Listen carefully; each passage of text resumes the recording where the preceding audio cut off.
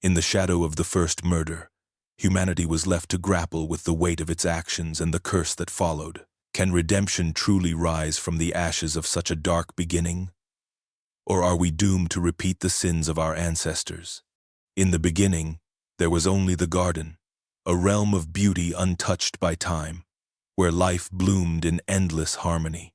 Adam, the first of his kind, was fashioned from the earth itself, his body sculpted from the dust, breathing life into his frame with a single divine exhale.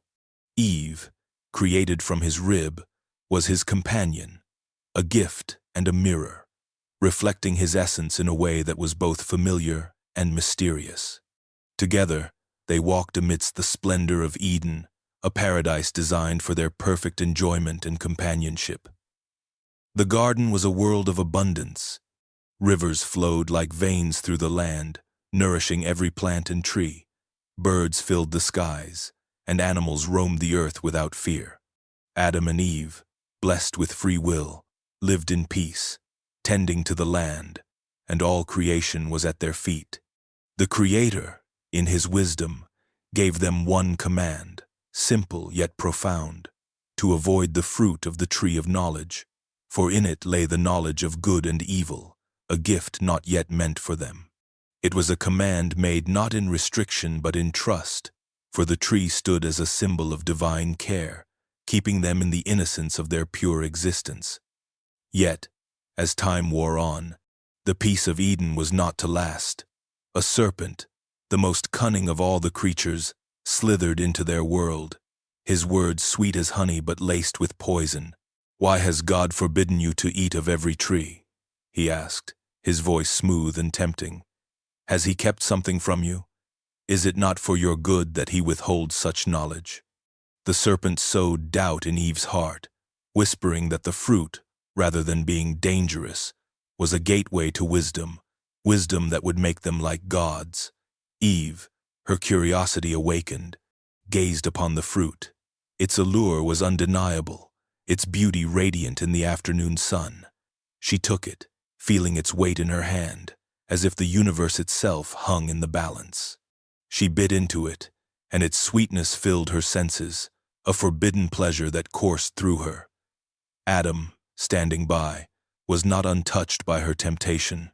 With one glance into her eyes, filled with a mixture of fear and desire, he too took the fruit and ate. In that moment, the world shifted. The clarity of innocence was shattered.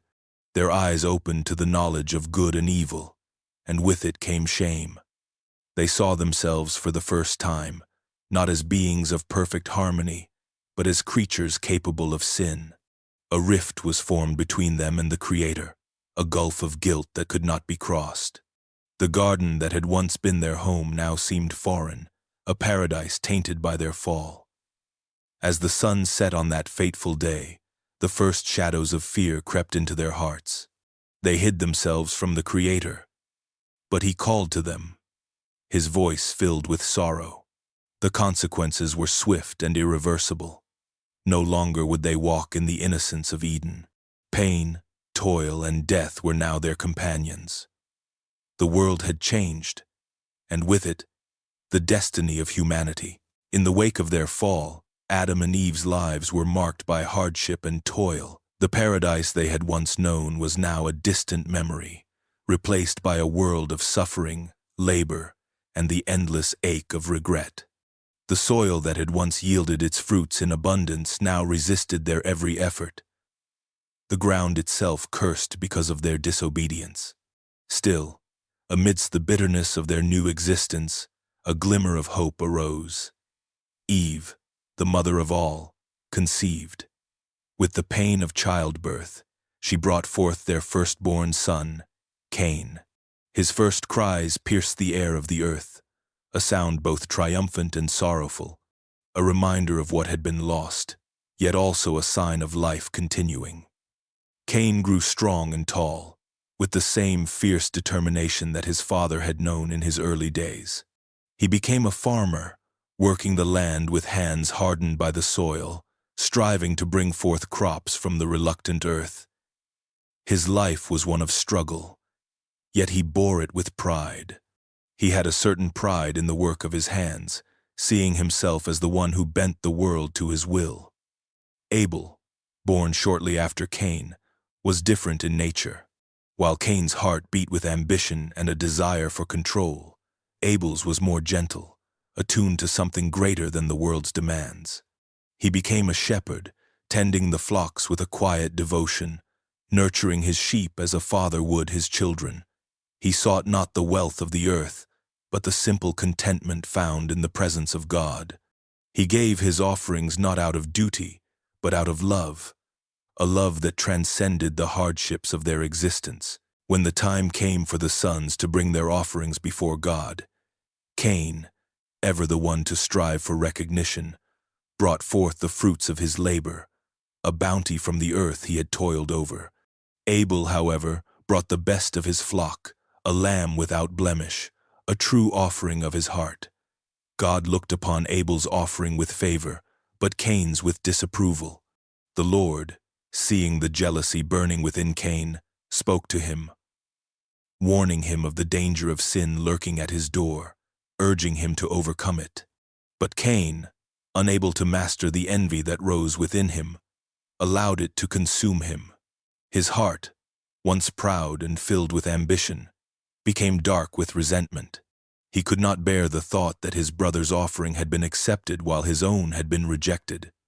And so, in a moment of rage, Cain lured Abel into the fields, and there, in a fit of jealousy and fury, he struck him down, his brother's blood staining the ground. The first murder, born of envy, echoed across the earth. The weight of Cain's sin hung heavy in the air, as if the very ground itself would cry out in judgment. And so the world began to witness the consequences of disobedience, not just in the labor of the earth, but in the violence of the human heart. Cain stood over his offering, his hands still warm from the sweat of his labor. He had worked the earth with tireless devotion, bringing forth the best fruits he could offer. The scent of the harvest was sweet in the air, and his heart swelled with a quiet pride. This was his gift to God, the result of his toil and determination. Yet, as he stood there, waiting for divine approval, a quiet unease began to stir within him. In the quiet of the moment, he saw his brother, Abel, standing across the altar, offering the best of his flock, a lamb without blemish. There was no pride in Abel's eyes, only devotion and love, a simplicity in his gesture that made Cain's offering seem less than worthy in comparison. When the time came for the Lord to look upon the offerings, the air seemed to grow heavy. God's eyes fell upon Abel's gift first, and his favor was unmistakable. A gentle warmth seemed to emanate from the offering, as if the very heavens themselves accepted it. But when God's gaze turned to Cain's, the silence that followed was deafening. His offering, despite the care and sweat Cain had poured into it, was rejected. The earth itself seemed to shift uncomfortably beneath his feet, as if the rejection had broken something deep inside him. Cain's heart, once filled with pride, now burned with something darker. The joy that had once accompanied his labor evaporated in the face of his brother's success. Why had God rejected his offering? Was it because of the soil he had tilled, or the fruits he had chosen? Did his work somehow lack the purity that Abel's offering had? Anger began to swell within him, a feeling he had never known so strongly before. It was not the pain of rejection that gnawed at his soul, but the thought that his brother had pleased God while he had failed. God, seeing the turmoil rising in Cain, spoke gently to him. "Why are you angry?" he asked. "If you do well, will you not be accepted? But if you do not do well, sin lies at the door. Its desire is for you, but you should rule over it." But Cain's heart was too consumed with jealousy to hear God's words. Instead of heeding the divine warning, his heart hardened. The sin that lay in wait within him took root, and in the darkness of his soul, Cain's jealousy festered into something far worse. One evening, when the shadows grew long and the air cooled with the descent of night, Cain called to Abel. His voice was calm, inviting his brother to join him in the fields. Abel, trusting and unaware of the storm brewing in Cain's heart, followed him. The air was thick with anticipation, and in the stillness, Cain's hands trembled as he raised a stone high above his brother's head. In one swift motion, the first murder in history was committed, the earth itself trembling with the weight of Cain's sin. Abel's blood spilled upon the ground, mingling with the soil that had once given life. And in that moment, Cain's heart was forever changed, marked by the violence that had been born from his jealousy. After the murder, Cain stood frozen, his brother's blood staining the earth beneath his feet. The weight of his sin pressed down on him, heavier than any labor he had ever known. As he gazed down at the lifeless form of Abel, a feeling of emptiness swallowed him whole. The joy of his harvest, the pride of his work, had all turned to dust, and now, standing over the consequences of his jealousy, Cain's heart was filled with an unfamiliar terror. The world around him seemed to stretch in every direction, and for the first time, he felt utterly alone. God's voice broke the silence, as steady and unyielding as the earth itself. "Where is Abel?" "Your brother." The question hung in the air, a challenge to the lie that had already begun to form on Cain's lips. "I do not know," Cain answered, his voice strained, but his heart could not deceive the one who knew all. "Am I my brother's keeper?" he added, his words sharp, but in them lay an undeniable guilt. God's response was swift, and the heavens seemed to tremble with the weight of his anger. "What have you done? The voice of your brother's blood cries out to me from the ground." In that moment, Cain's sin was laid bare before the Lord. The earth itself bore witness to his crime, and the heavens seemed to recoil from his actions. God, in his justice, declared that Cain would be cast from the land, a wanderer and a fugitive for the rest of his days. But even in the face of such judgment, God's mercy still lingered. A mark was placed upon Cain, not as a punishment, but as a sign of God's protection. "Whoever kills Cain, vengeance shall be taken on him sevenfold," God proclaimed. And though Cain was condemned to wander the earth, the mark on his forehead ensured that no harm would come to him at the hands of others. The mark was both a curse and a shield, an eternal reminder of the blood he had spilled. As Cain left the presence of God, fear gripped his soul. He had been cast out of Eden, never to return, but the mark that now stained his skin was a constant reminder of his crime. Every step he took, every breath he drew, was overshadowed by the weight of his sin. The fear of being hunted, of retribution from those who might discover his crime, gnawed at him. He had killed his brother, and though God had spared him from immediate death, Cain could not escape the sense of impending doom that followed him. The land stretched before him, vast and unknown, and as he walked further into the wilderness, the world seemed colder, darker, as if it too mourned the loss of Abel.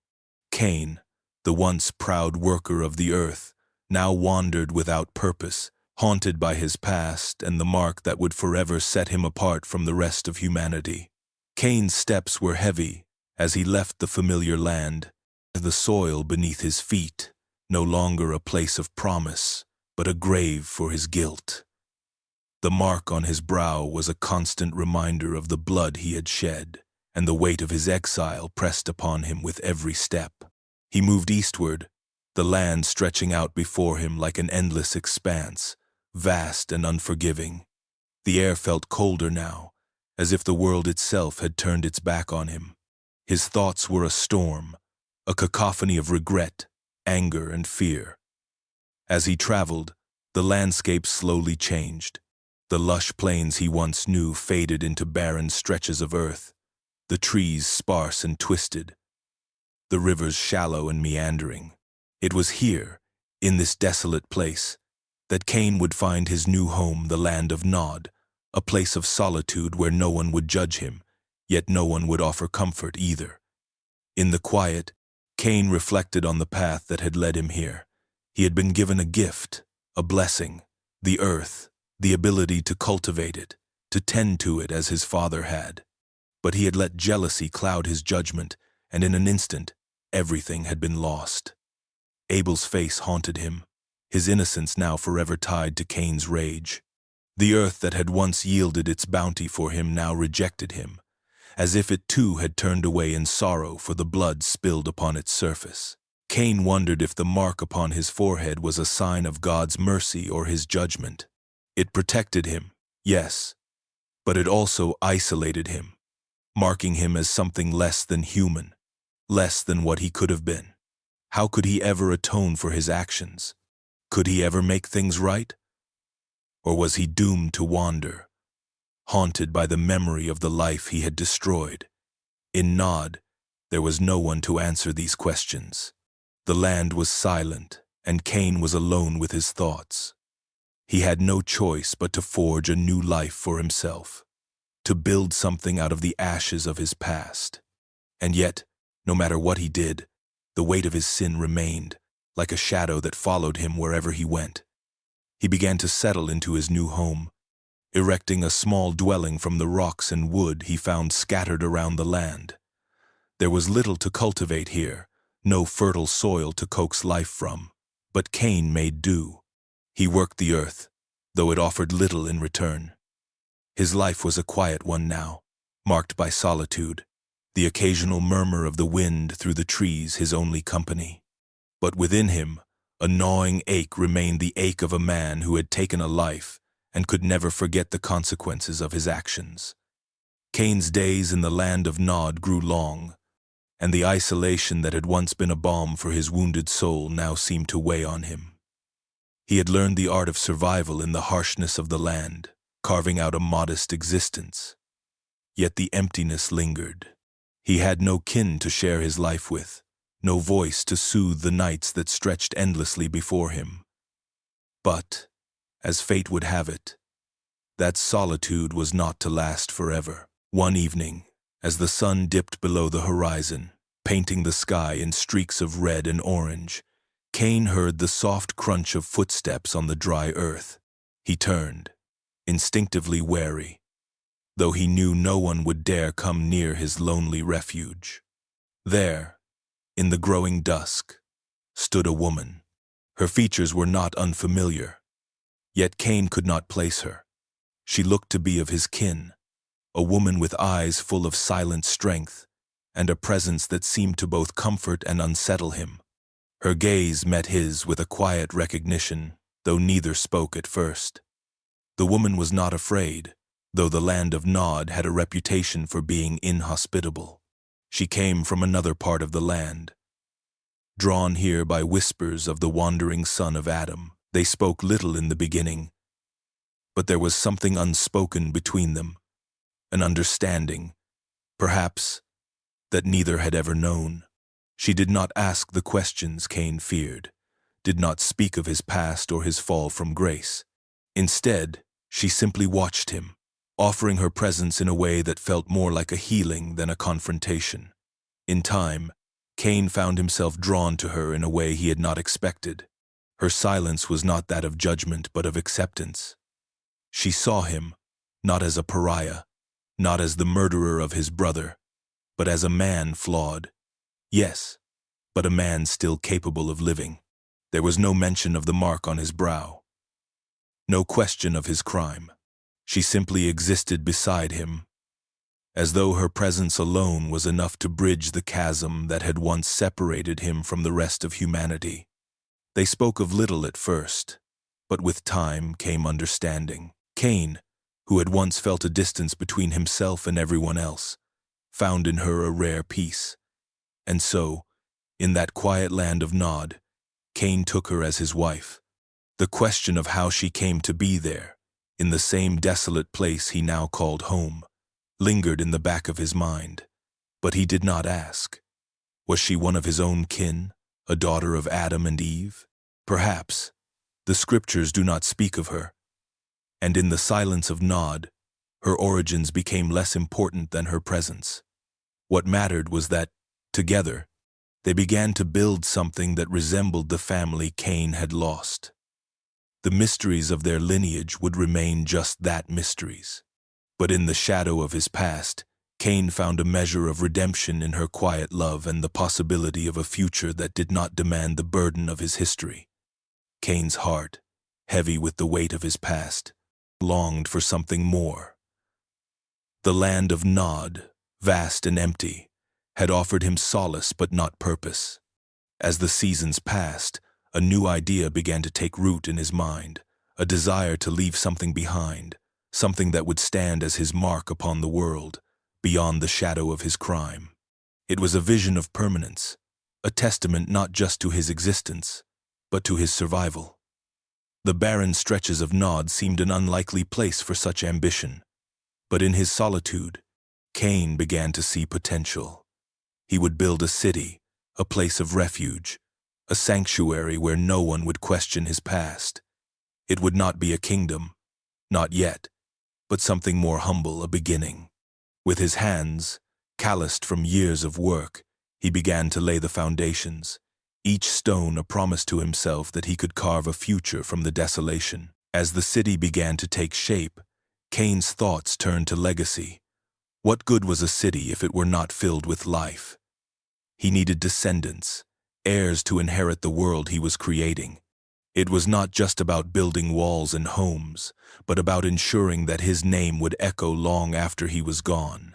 He saw the city as a living entity, one that would grow and thrive, long outlasting its creator.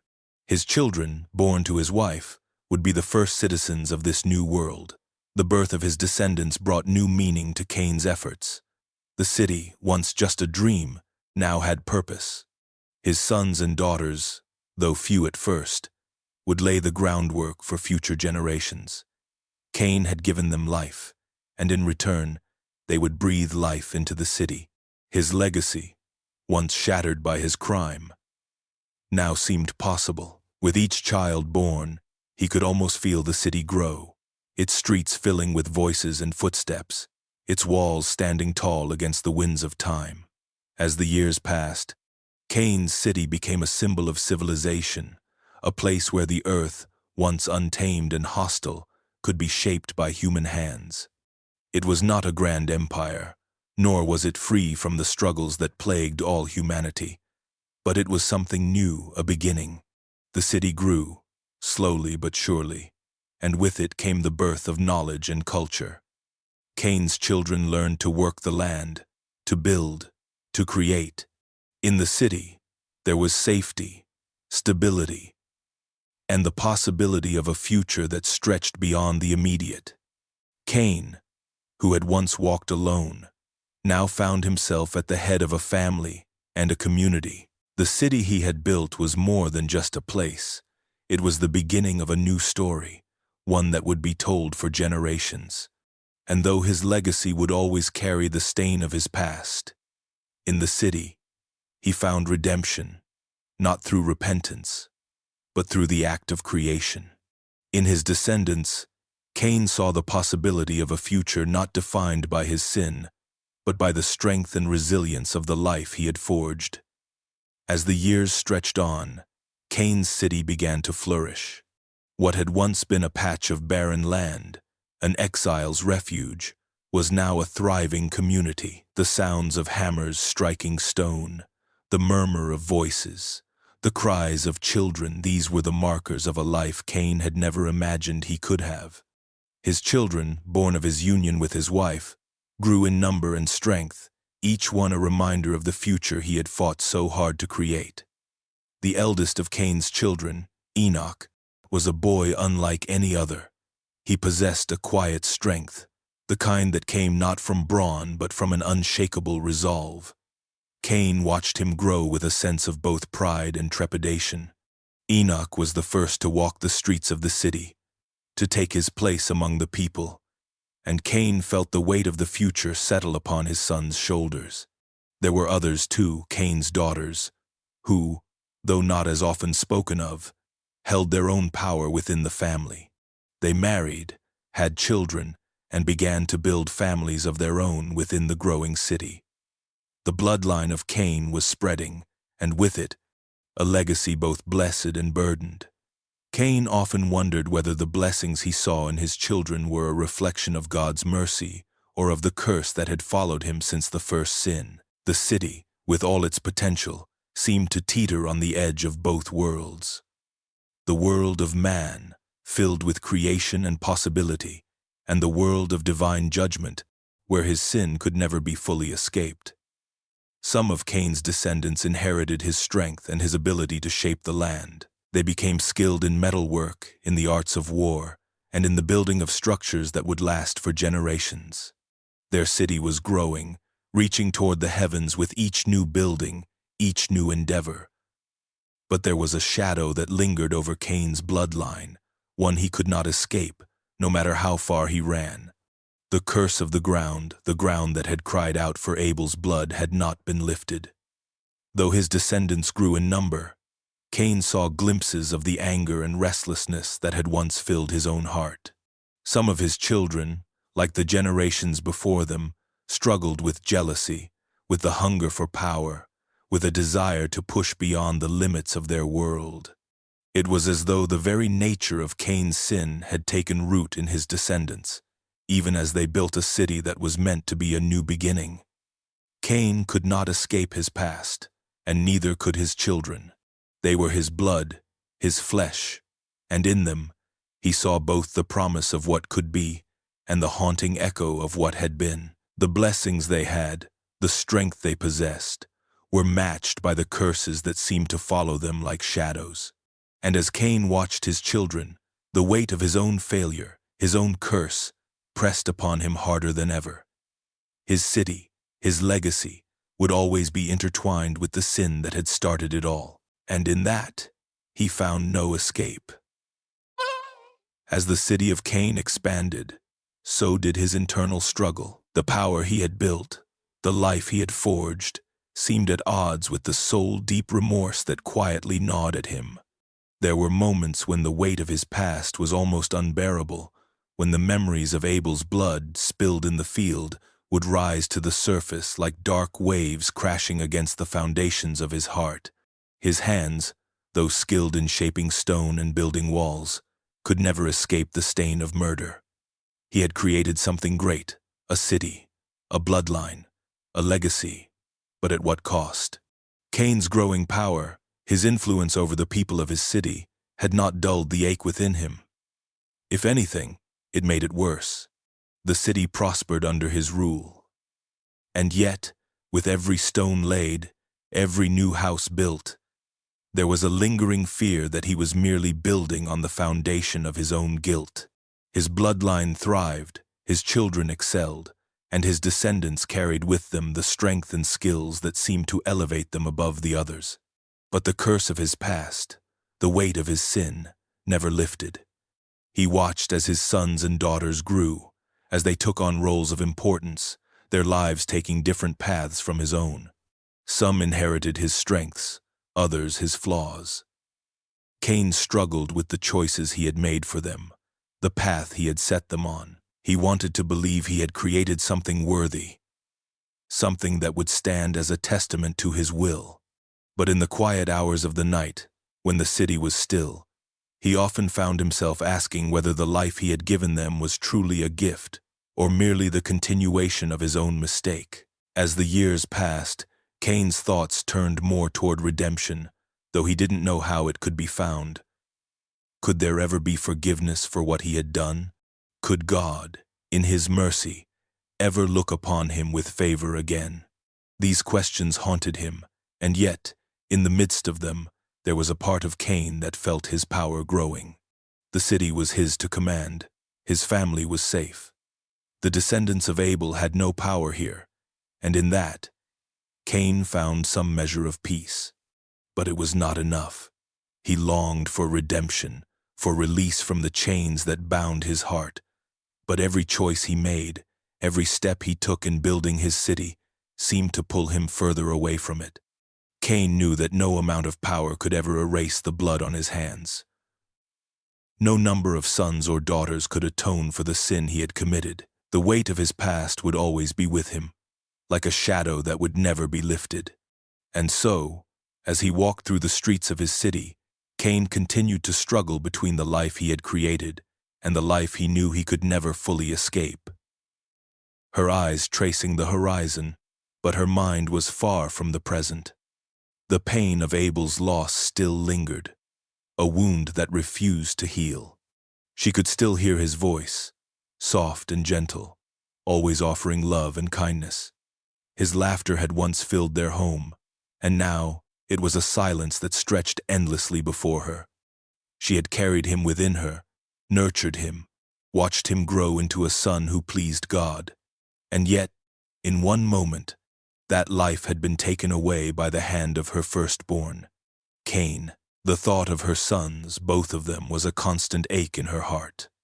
Cain, whom she had nurtured, whose first steps she had celebrated, had become the very agent of her deepest sorrow.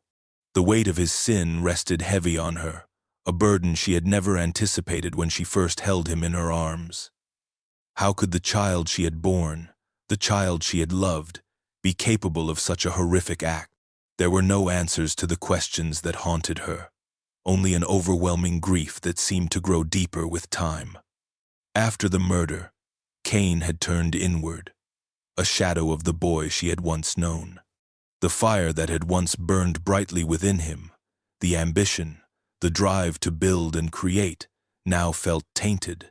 He had built a city, yes, but the walls of that city could never protect him from the truth that he had killed his brother. Eve had seen the change in him, the coldness that had settled in his eyes. She had tried to reach him, to offer him the comfort of a mother's love. But Cain had distanced himself. His heart had turned to stone, and no amount of grief or love could break through the walls he had built around it. Eve often reflected on the choices she had made as a mother. Were her children born with the same seeds of sin she had sown when she first ate the fruit? Was her own fall the beginning of a curse that would live on through her bloodline? The questions haunted her, but there was little time for answers. She had to raise her remaining children, had to guide them as best as she could, even as her heart broke for Abel and the man Cain had become. But even in her grief, there was hope. She still believed that redemption was possible. She could not let her heart close off to Cain entirely, no matter how much he had broken her. Eve's love for her children, despite their failings, remained, and in her heart, she clung to the belief that God, in his mercy, could still redeem them, as he had once done for her. The road to redemption was long and fraught with sorrow. But Eve knew that as long as she had breath, she would not give up on her children, for in her heart she would always see them as the children she had borne, and in that there would always be the hope for restoration. The daughters of Adam and Eve were like whispers in the wind, often unseen but never unimportant. They lived their lives in the shadows of their brothers, whose stories were more readily told, and whose actions shaped the world more visibly. But in the quiet corners of the family, where the light of the sun seldom reached, Eve nurtured her daughters, weaving into them the threads of wisdom and virtue that had been passed down from generation to generation. Eve, ever reflective on the fall and the lessons it had taught her, sought to raise her daughters differently. They were not the heirs of the curse that had befallen their brothers, nor were they marked by the violence that stained Cain's hands. Yet, in their lives, there were echoes of the same human frailty, and Eve knew that they too would face choices that would shape their destinies. She had learned that knowledge, though powerful, could lead to ruin if misused. And so, she taught her daughters the value of humility, the importance of balance, and the need to carry their wisdom with gentleness. Their lives were quiet compared to Cain's ambitious endeavors, but no less significant. In the house of Adam and Eve, they learned the sacredness of life and the value of each passing moment. Eve would sit with them at night, her voice low but firm, telling them stories of the garden and the perfect world that once was, teaching them the deep reverence for all things created. She told them of the blessings of knowing the world in its purest form, before the corruption of the fruit, but she also shared with them the consequences of pride and disobedience, making sure they understood the delicate balance between knowledge and wisdom. These daughters, though unnamed, grew to embody virtues that Eve herself clung to in her heart. They carried with them a quiet strength, a steady resolve, and a grace that was often unnoticed but never unnoticed by Eve. She saw in them the beauty of what could be, the hope that, though they were born into a world marked by sin, they could still rise above it, embodying the goodness that had been lost. As Eve watched them, she saw the flickers of their own struggles, how they longed to be seen, to be heard, to step out from the shadow of their brothers. And yet, Eve never let them forget the power of their silence. It was not in the loudness of their actions, but in the quiet steadiness of their hearts that they would make their mark. She could not help but hope that, in time, their stories would be told, even if their names never reached the pages of history. For in their lives, as in hers, there was wisdom waiting to be found by those who dared to look beyond the surface. In the early generations of humanity, the role of women was intertwined with the very essence of survival and community building. The daughters of Adam and Eve, though their names were not etched into history in the way that their brothers were, played an indispensable part in shaping the world that followed the fall from Eden. They were the silent architects of society, working behind the scenes to create bonds that would hold the fabric of the human race together. From the moment of their birth, Eve's daughters were taught not only the knowledge of the world, but also how to live in harmony with it. Their lives were grounded in the wisdom of their mother, who imparted to them the balance between knowledge and virtue. As Eve watched her daughters grow, she saw the role they would play was not just in nurturing the next generation, but in shaping the very essence of human connection. It was they who brought together families, offering their wisdom and understanding to a fledgling world, while also learning to navigate its growing complexities. While their brothers worked the land and pursued their own ambitious goals, the daughters of Adam and Eve worked in quieter, yet equally vital ways. They helped cultivate the human community by bringing together men and women, forming alliances through marriage that bound the scattered families of the early world into a cohesive unit. They understood the necessity of unity, the importance of shared purpose in a world that, even before the violence of Cain's actions, was fragile and uncertain. The women of early humanity were the keepers of wisdom and tradition, the ones who ensured that what little knowledge survived the fall would be passed down through generations. They taught their children, their spouses, and their communities the lessons of their parents, the need for humility, the dangers of disobedience, and the importance of living in accordance with the natural order. But they also understood that the world was not just about survival. It was about creating something that could endure beyond the mistakes of the past. Though the daughters of Adam and Eve were often in the background, their influence was felt in every corner of life. They were the healers, the peacekeepers, the quiet voices of reason when conflict arose. They had the ability to nurture life, not just physically, but spiritually, helping to cultivate a sense of hope in a world that had seen its fair share of tragedy. In this way, the early women of humanity shaped the first seeds of civilization. Through their marriages, their children, and their wisdom, they helped guide the human race toward something greater than just survival. They were the unseen hands that built the foundation of the world, creating a community bound together not just by blood, but by shared understanding and love. As time passed and Cain's city grew, the descendants of Adam and Eve began to spread across the land. The sons and daughters of Adam and Eve's other children emerged into the world, each family bringing with it its own story, its own contributions to the growing tapestry of humanity. While Cain's bloodline, with its mixture of strength and suffering, carved its path, the other branches of the family tree stretched into different directions, each adding complexity to the world they shared. The interaction between Cain's family and the rest of humanity was marked by a mixture of curiosity, tension, and an underlying understanding of shared heritage. Cain's city, with its towering walls and the hum of growing industry, was a world apart, Yet its existence could not be ignored. Cain's descendants had built something that demanded attention, both for its achievements and its sins. Despite his exile, Cain's bloodline became a reference point, a reminder of what had been lost and what was still to come. It was not long before the sons and daughters of other families came to know the city and its people, drawn by its developments and, inevitably, by the stories of its cursed origins. The daughters of Adam and Eve, now of age, found themselves swept into this world of expanding human relationships. As the families of Abel's lineage and the lineages that followed began to intermingle, bonds formed. Some of the daughters of Cain's family married into the descendants of Seth, bringing together the lines of righteousness and rebellion.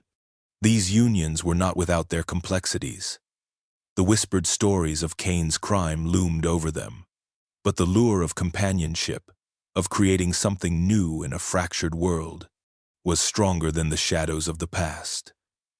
In this new world, Cain's descendants had to navigate the tension between their legacy and the rest of humanity. They were both embraced and mistrusted, their every step watched by those who saw in them the potential for both greatness and destruction. Some of the sons and daughters of the other families found in Cain's people a certain intrigue, a fascination with what they had built, an empire, of sorts, that was unlike anything humanity had seen before. Yet, there were those who refused to let go of the story of murder and banishment that hung over Cain's family like a storm cloud. There was always the risk that Cain's curse would one day reach out and claim the rest of humanity, and for this reason, the interactions were cautious. The relationships between Cain's bloodline and the other families of Adam and Eve were shaped by the weight of their shared history. It was a history that could not be easily forgotten, but it was one that could, over time, be transformed. Through these unions, through these connections, humanity slowly began to evolve, becoming something more than just the sum of its parts. Cain's power continued to grow, his city becoming a symbol of both strength and fear. With each passing year, the structures within his walls grew taller, and the noise of industry echoed through the land. The once barren land of Nod had transformed into a place of life, a place where Cain's descendants had carved out their own future. They thrived in the shadow of Cain's determination to leave a legacy that would not be forgotten. But the cost of this ambition weighed heavily on the hearts of many. Outside the city walls, the descendants of Adam and Eve's other children began to spread out into the land, their families growing into their own. Among these, the children of Seth, Adam's third son, held a special place. They represented a line of purity, one that had been blessed with a closer connection to God. While Cain's line carried the stain of sin, the line of Seth was seen as a path to redemption, a reminder of the original purpose that Adam and Eve had once held in Eden. The contrast between the two lines could not have been more stark. Cain's city was one of material growth, power, and dominance. Seth's descendants, however, built their homes in the hills, living more humbly and in harmony with the natural world. They sought wisdom and righteousness, praying for the restoration of what had been lost, while Cain's people were focused on survival and self-sufficiency. This growing division began to stir tensions.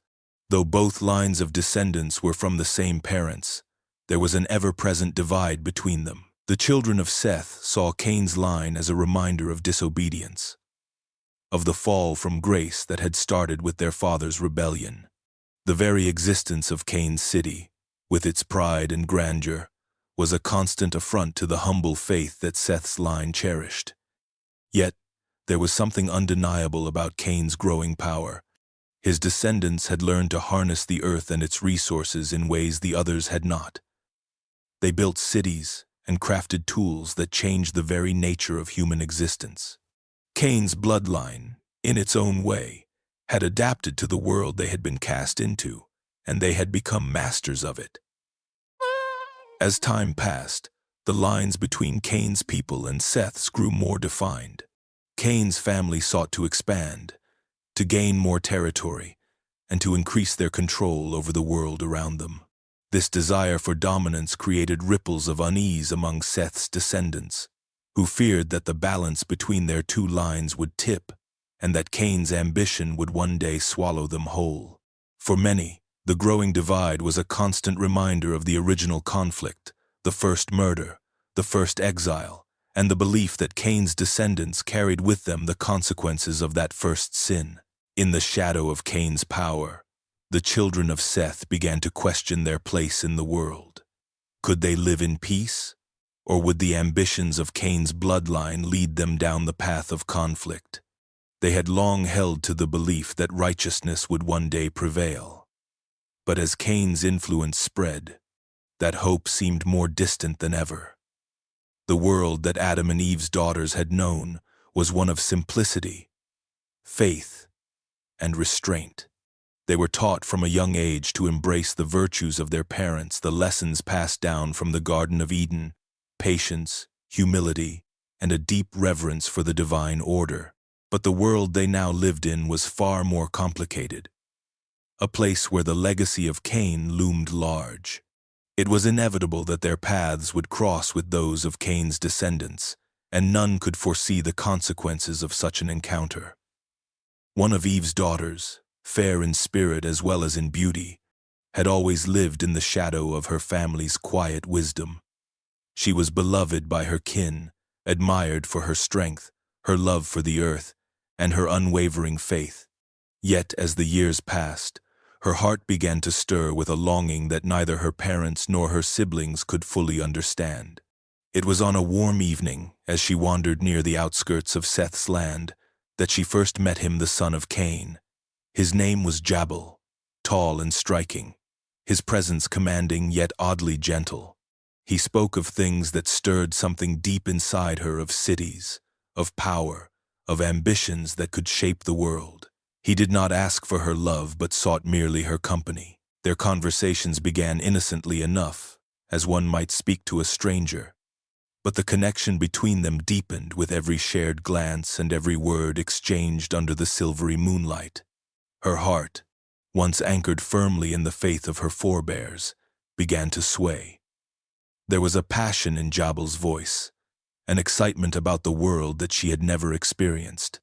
He spoke of what he could offer her, a life filled with purpose, not in the quiet humility of the hills, but in the thriving city of Cain's bloodline. And for the first time in her life, she wondered what it might feel like to walk the path of power rather than meekness. Their love was forbidden, not just by the traditions of their families, but by the unspoken laws of creation itself. The children of Cain were a reminder of rebellion, a living echo of the fall. For the daughter of Eve, to fall in love with one of Cain's descendants was to cross a boundary that had been set long ago. It was a betrayal not only of her family but of the divine order, one that had been established in Eden. As her feelings for Jabal grew, so did the weight of her choices. She wrestled with guilt, torn between the fire of her love and the teachings she had been raised with. Could she love him and still honor the sacred bond between her family and the Creator? Could their love, so pure in emotion, find its place in a world so divided by sin? But despite her inner turmoil, the romance blossomed. Their love was a quiet rebellion, a defiance of the boundaries set before them. It was a love that would come at a great cost, for not only would it bring heartache to her family, but it would set into motion a chain of events that could tear apart the fragile peace between the lines of Cain and Seth. In the early days of humanity, when the world was still young and the boundaries of morality were undefined, the concept of family was not as rigid as it would become in later generations. The children of Adam and Eve, though born of the same parents, were shaped by a world vastly different from the one their parents had known. The laws of nature were still being written, and the ethical dilemmas that would later divide humanity had yet to take full form. But as the generations of Adam and Eve's children multiplied, so did the complexities of their relationships. The natural course of life demanded that brothers and sisters take their place in the world. But with the world being so small and their numbers so few, the question of marriage between siblings loomed over them like an unspoken cloud. For Cain and his line, the first whispers of such unions began to stir as the need to preserve family lines and ensure survival became paramount. In the beginning, it was not a decision made out of love or lust, but necessity. The earth, still fresh and new, demanded life to spread far and wide, and as Cain's descendants began to multiply, the idea of marrying within the family became an unspoken, even inevitable, course of action. Cain himself, now a father and leader of his own people, found himself facing the complexities of this taboo. In the depths of his mind, he understood the gravity of the situation, the whispering doubts of what such unions might bring to his bloodline. The world he had helped create, one that teetered on the precipice of something both noble and disastrous, was threatened by his own flesh and blood. Among the children of Cain, the weight of these decisions did not come lightly. As they grew and matured, their own desires, instincts, and understandings of what it meant to be human clashed with the sacred bond of family. Marriage among siblings, once seen as a means of ensuring strength and survival, soon became a dilemma that strained their unity. Those who stood by their father's decisions felt an unshakable loyalty, but others questioned the consequences of such unions, wondering whether the line between love and sin had been irrevocably blurred. Their children, born of these unions, grew in an atmosphere filled with contradictions.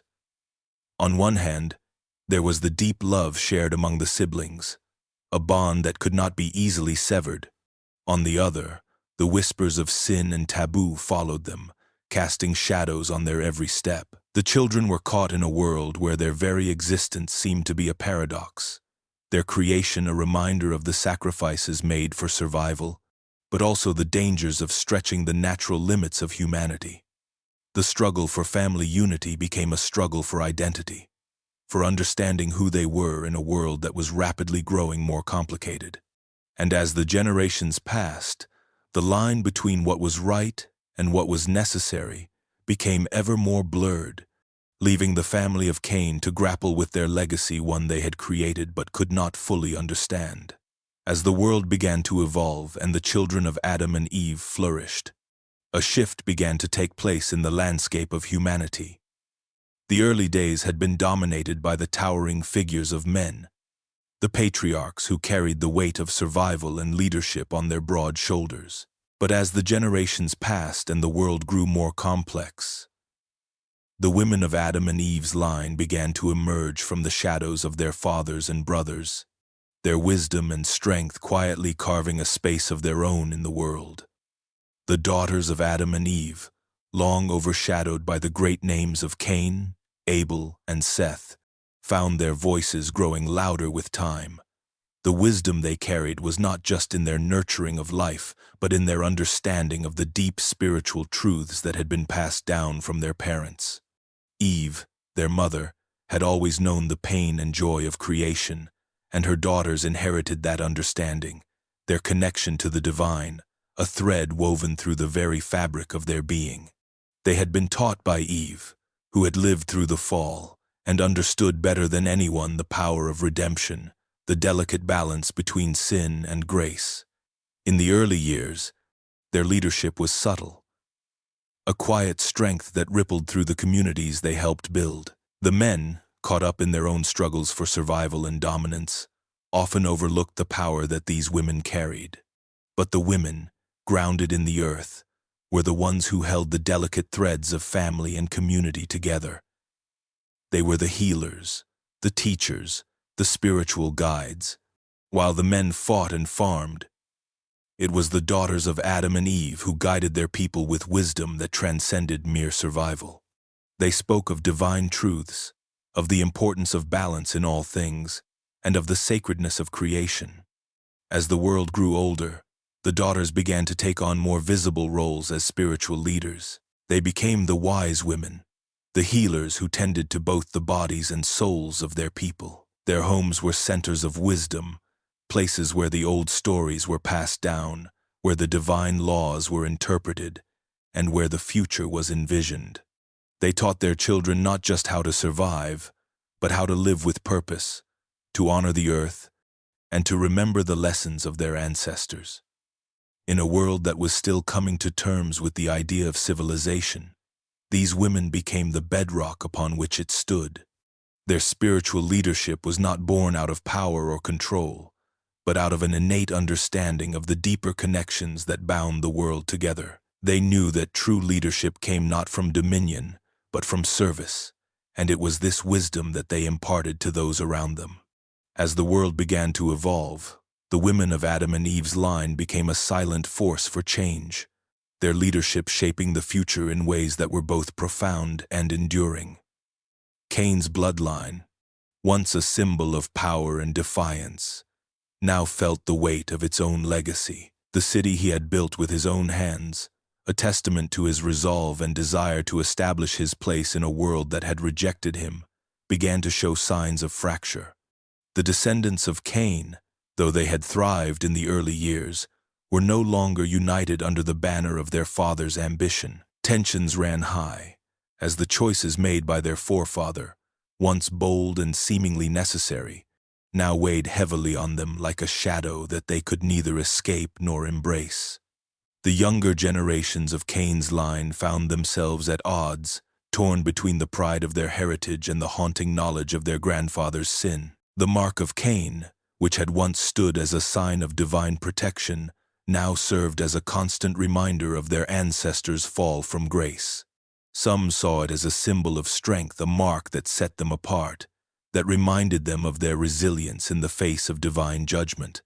Others, however, could not escape the feeling that it was a curse, a stain that ran too deep to be cleansed by time or action. As the generations passed, Cain's legacy became a battleground within his own family.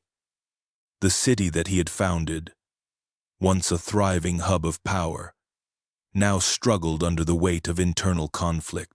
Some sought to build upon his vision, continuing to expand the city and secure its dominance. Others, however, began to question whether the very foundations on which Cain had built his life were worthy of continuation. They wondered whether his rebellion against God's will had set their bloodline on a path that was doomed from the start. They feared that the pride that had led their ancestors to greatness would now lead them into destruction. Cain himself, now older and more reflective, watched as his descendants wrestled with their inheritance. He had once been driven by the need to prove himself, to carve out a space in the world that was his alone. But now, as he observed his children and grandchildren, he felt the weight of his own choices. He had once believed that by creating something lasting, something powerful, he would find redemption. But as the years wore on, he began to wonder if that desire for legacy had been a form of self-deception, a way to avoid confronting the deeper emptiness that lay within him. His internal conflict grew as he struggled with the question of his own legacy. Was his creation truly a gift to humanity, or had it been a manifestation of his own pride and defiance?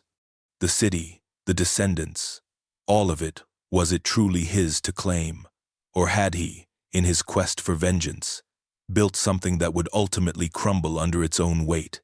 In the quiet moments of reflection, Cain found himself questioning whether the bloodline he had sought to preserve was worth the cost. The legacy of his actions, once a source of pride, now became a source of regret, as he realized that sometimes what we create can become our greatest undoing. The weight of her family's past pressed heavily on her heart. As one of Adam and Eve's daughters, she had spent her life surrounded by the stories of their beginnings, the garden, the fall, the long-lasting consequences of their choices. But as she grew older, those stories began to feel incomplete, filled with unspoken truths and half-glimpsed memories. There was more to the story of her family, and she could feel it lingering in the air, just out of reach, as if the answers were hidden beneath layers of time and silence. One day, while sitting in the stillness of her father's home, she realized that she could no longer live with the uncertainties that had always surrounded her. Her parents, though wise and full of stories, could not answer the questions that haunted her. Why had they fallen from grace? What was God's true purpose for humanity? And most of all, what did it mean to carry the bloodline of such a fallen legacy? She could feel the weight of her lineage in her bones, and it seemed that no matter how much she tried to escape it, she could never be free of the fall that had defined her family's existence. Her journey began quietly, a quest born out of an inner need to understand, to uncover the truths hidden within the stories passed down through the generations.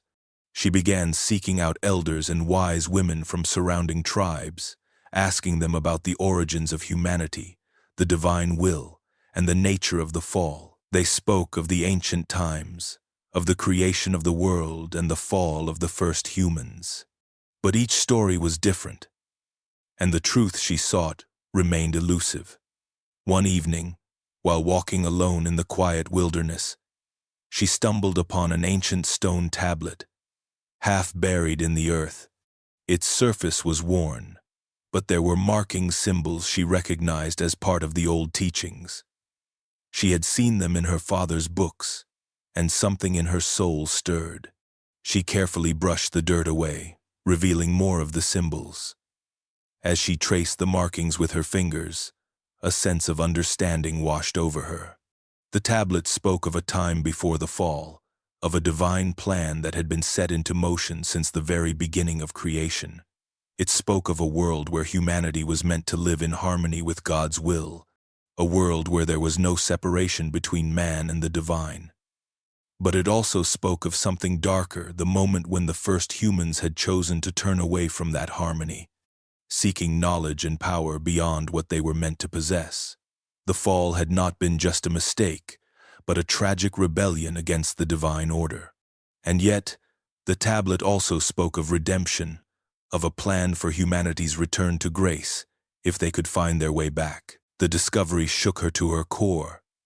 The truth she had longed for had finally been revealed to her, not through her parents' words, but through the ancient secrets hidden in the earth. She now understood that her family's story was not one of hopelessness, but of a journey of redemption, of reclaiming the original purpose for which humanity had been created.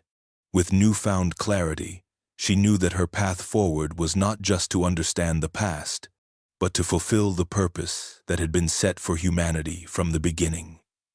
The daughters of Adam and Eve carried within them the essence of creation, a divine spark passed down through generations. They were not mere bystanders in the unfolding of humanity's story, but integral to its continuation. Each daughter was a thread in the ever-expanding tapestry of life, their roles often overshadowed by the grander tales of their brothers and fathers.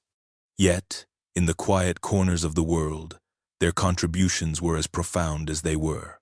They were the bearers of life, the nurturers of earth, shaping the future in ways unseen but undeniably felt. As the first women on earth, they held the responsibility of ensuring that life endured beyond the fall.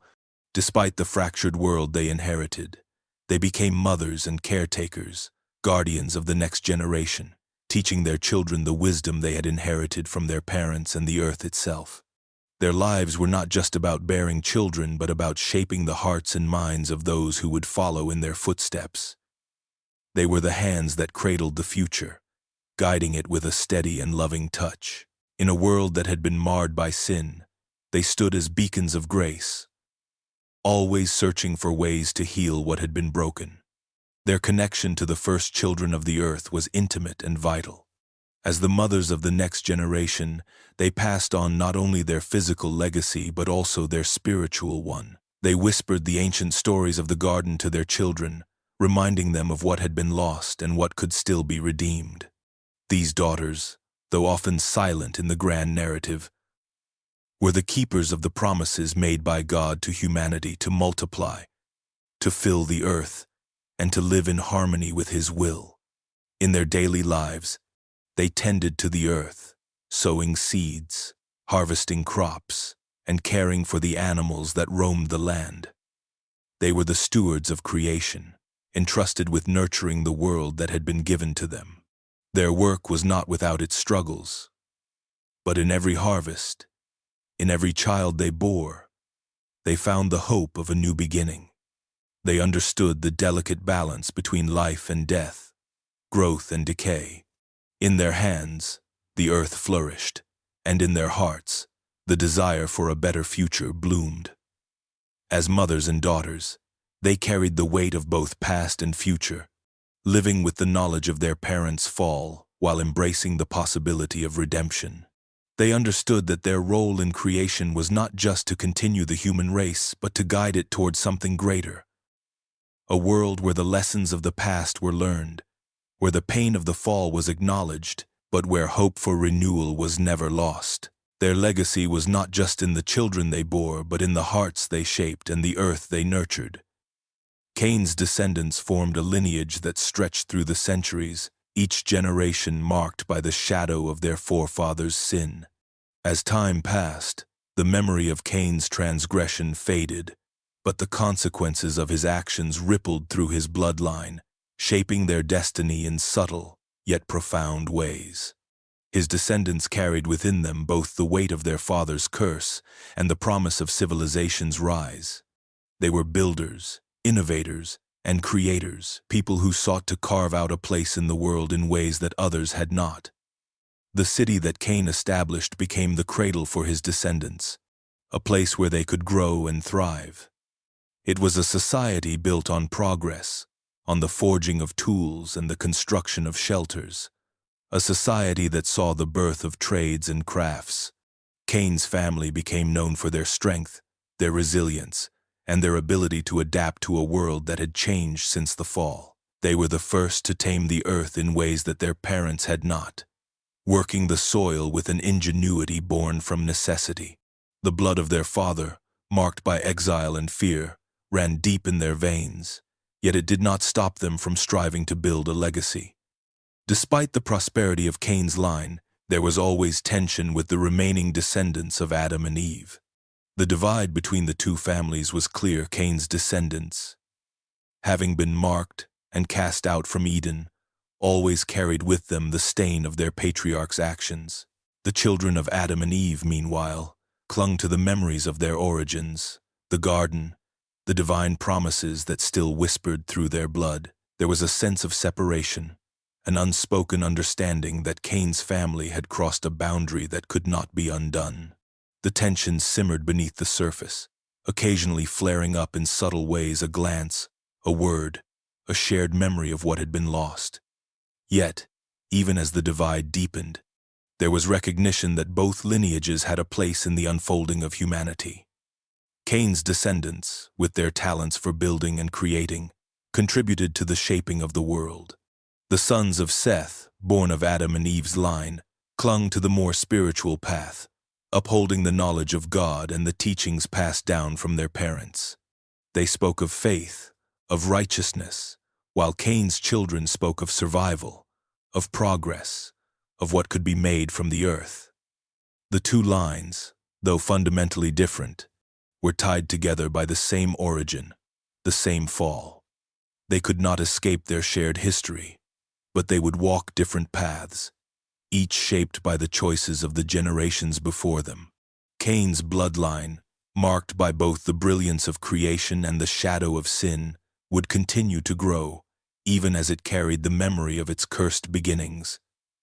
Seth's children, born in the aftermath of Abel's death, were shaped by the memory of their lost brother and the promise of a future rooted in faith and divine purpose. As the second-born son of Adam and Eve, Seth stood as a bridge between the innocence of Eden and the fractured world outside. His descendants were deeply connected to the early creation, their lives intertwined with the wisdom and reverence of their ancestors. Unlike Cain's line, which had forged ahead into the physical world with relentless ambition, Seth's children clung to the spiritual truths that had been passed down to them. They honored God's commandments, seeking guidance from the memory of Eden and the life that had once been lived in harmony with the Creator. The sons of Seth lived in simplicity, cultivating the land but always mindful of their purpose. They were farmers, shepherds, and keepers of the earth, living humbly as they tended to the soil, their hearts devoted to preserving the balance of life. They were not driven by the same restless ambition that marked Cain's descendants. While Cain's children sought to carve out their place in the world through cities and inventions, Seth's children sought to honor the natural order, to walk in the footsteps of their father and his siblings, remembering the paradise they had lost. Theirs was a life of reverence, a quiet existence rooted in the knowledge of their Creator. There was a marked contrast between Cain's family and that of Seth. Cain's descendants were marked by their ability to shape the world, to build and create. They were the pioneers of civilization, developing the skills that would lay the foundation for humanity's future. But their accomplishments came at a cost. Their progress was often tainted by the shadows of their forefathers' sin, an insatiable hunger for more, for power, for control. Their lineage, though powerful, was fractured by the memory of Cain's fall, and their achievements were clouded by the knowledge of their cursed beginning. In contrast, Seth's family found its strength not in the forging of empires, but in the preservation of what had been given to them. Their connection to the first creation was sacred, a bond that ran deeper than any material success. They lived in the knowledge that their worth was not measured by the land they tilled or the tools they crafted, but by their faith in the Creator who had breathed life into them. While Cain's descendants were driven by a desire to build, Seth's children were driven by a desire to remember, to honor, and to live in accordance with the divine plan. The divide between the two families grew ever more apparent as the generations passed. Seth's descendants, while more spiritually grounded, often found themselves in opposition to Cain's family, whose desire for power and influence was ever expanding. The tension between the two lines was not just a matter of blood or heritage, but of purpose, of what each family believed was their rightful place in the world. As humanity grew, so did their need to understand the divine, to seek out a place where the sacred could be honored and where the Creator's presence could be felt in a tangible way. The descendants of Adam and Eve, having learned from the trials and failures of their forebears, began to turn their hearts and minds toward more profound acts of worship. In the beginning, their connection to the divine was simple and direct, grounded in the quiet devotion of the family unit.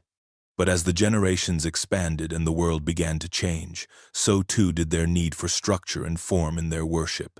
The first temples were not grand stone structures but humble altars built of stone, earth, and wood. These early places of worship were scattered across the land, built wherever a family or tribe might settle. The descendants of Seth, in particular, were among the first to create these sacred spaces. They understood the importance of remembering the Creator, of honoring Him not only in their homes but in a space dedicated solely to His worship. These altars were simple, often nothing more than a mound of stones, yet they were imbued with great significance.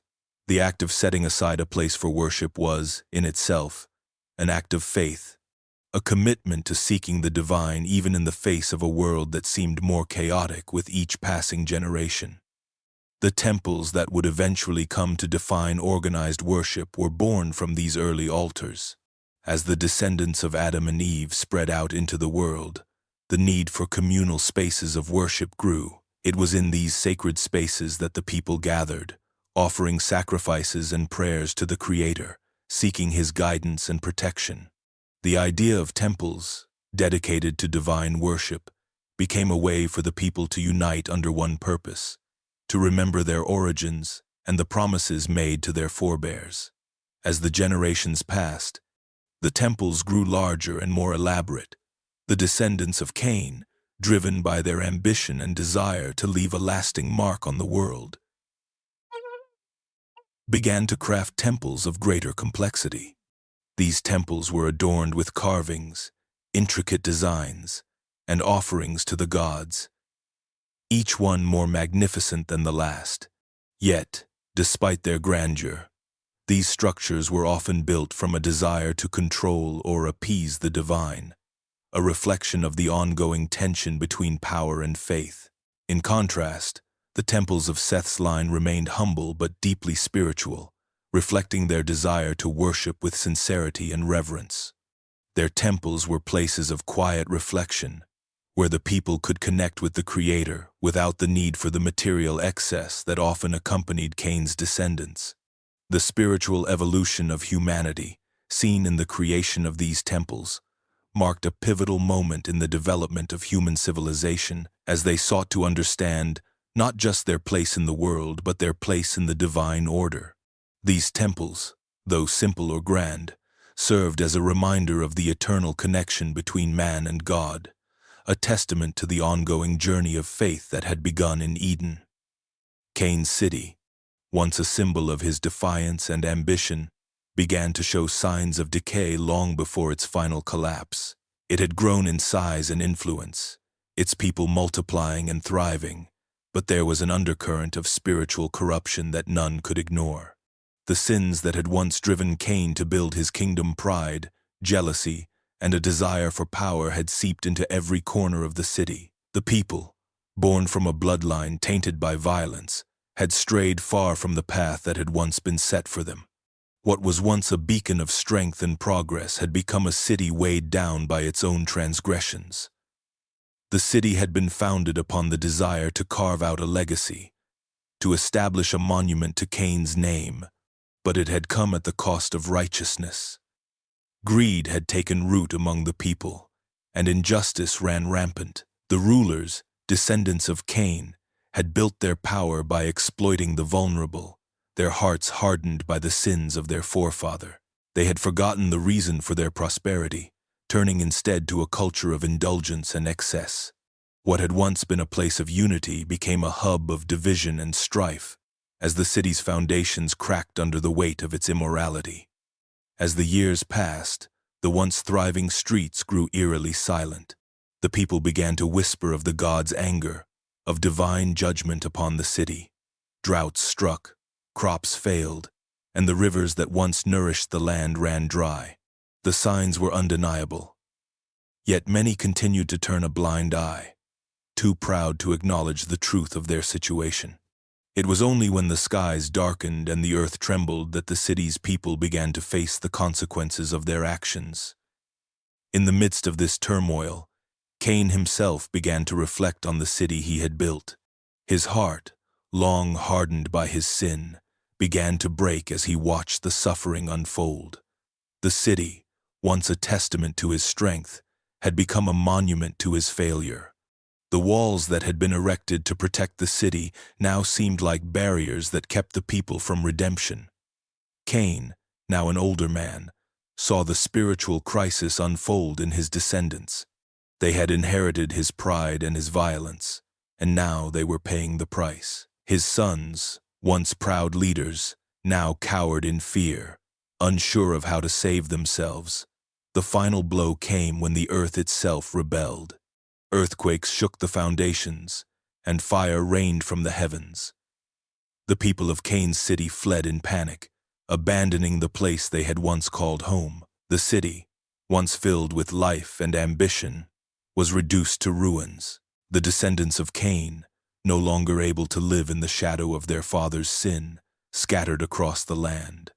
They were forced to abandon their legacy, their city, and their pride. In the end, Cain's city fell, not because of a foreign army or an external enemy, but because of the weight of its own sin and the spiritual decay that had consumed it from within.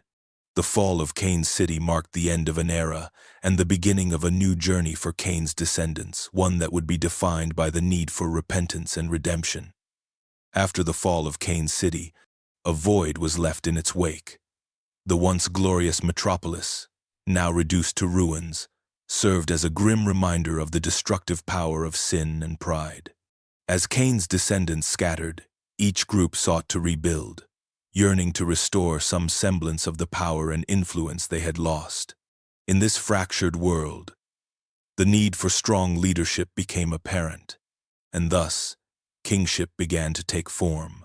The bloodlines of Adam and Eve, once divided by strife, now found themselves compelled to create new systems of governance to survive the chaos. In the lands where Cain's descendants fled, a new dynasty slowly began to take root. These descendants, marked by their forefathers' sin, yet driven by the desire to reclaim what was lost, struggled to establish their authority. The ancient wounds of the past still lingered, haunting their every decision. The weight of Cain's legacy hung heavily upon them. making the act of leadership fraught with inner conflict. These men and women, though born from the same bloodline, now fought against the darker aspects of their heritage, striving to create a new future while carrying the burden of their origins. The first kings were not born of the earth-shattering power or divine appointment. Instead, they arose from necessity, born out of the need for survival in a fractured world. These leaders did not wield their power with the same certainty as those who had come before them. They were men and women forced into positions of authority, their reigns shaped by their struggles to maintain order in a world that had fallen into disarray. Cain's descendants, once proud builders of cities, now found themselves in a desperate race to restore their fractured legacy. As these new kings ascended to power, they faced an ever-growing tension between the hope for redemption and the weight of their bloodline's curse. They knew the stories of their ancestors, the murder of Abel, the city built on pride, and these stories haunted their every decision. The leaders struggled to balance the need for strength and control with the awareness that their reigns were built upon a foundation of sin. The question of whether they could break free from their heritage, or whether they were doomed to repeat the same mistakes, loomed over their rule like a dark cloud. Yet, despite the haunting shadows of the past, the desire for a new beginning was powerful. Cain's descendants began to shape their own identities, separate from the ruins of their father's city. They sought to create something lasting, a dynasty that could stand as a testament to their survival rather than their failure. But even as they worked to build their kingdoms, the legacy of Cain's sin and the collapse of the first city lingered, a reminder that leadership, in this world, came at a heavy price. The birth of the first kings, born of struggle and hope, marked a new chapter in the story of humanity, one that would continue to unfold, for better or for worse, through the bloodlines of Adam and Eve. In the aftermath of the fall of Cain's city, a quiet yearning began to stir within Cain's descendants. The weight of their ancestors' sin hung heavily upon their shoulders, a stain that seemed impossible to erase. For generations, the memory of Cain's murder of Abel had cast a long shadow over the family, and though Cain's bloodline had prospered in many ways, they felt the deep, gnawing emptiness of an unforgiven past. Yet, even in the darkest corners of their hearts, the desire for redemption began to take root.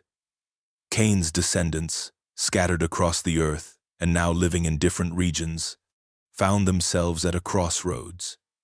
The cities they built, the kingdoms they founded, were tainted by the legacy of their forefathers' violence. While they struggled to establish new identities, they could not escape the quiet voice within that asked whether redemption was possible for them. The story of Cain's fall, of a man who had once walked in the grace of God and fallen into darkness, echoed in their minds as they searched for a way back to the Creator. In the solitude of their homesteads, some began to turn toward faith, seeking something greater than the empty power of their cities and kingships. They prayed for forgiveness, their hearts trembling as they confronted the pain of their ancestors' actions. Yet, their path was not easy. The guilt they carried was not their own, yet it had become inseparable from their lives. The struggle to reconcile their desire for redemption with the weight of their past was a battle fought silently. Within the confines of their hearts, some of Cain's descendants turned toward the wisdom of their distant kin, those who descended from Adam's son, Seth. The stories of the Creator, of his mercy, and his justice began to spread among Cain's family.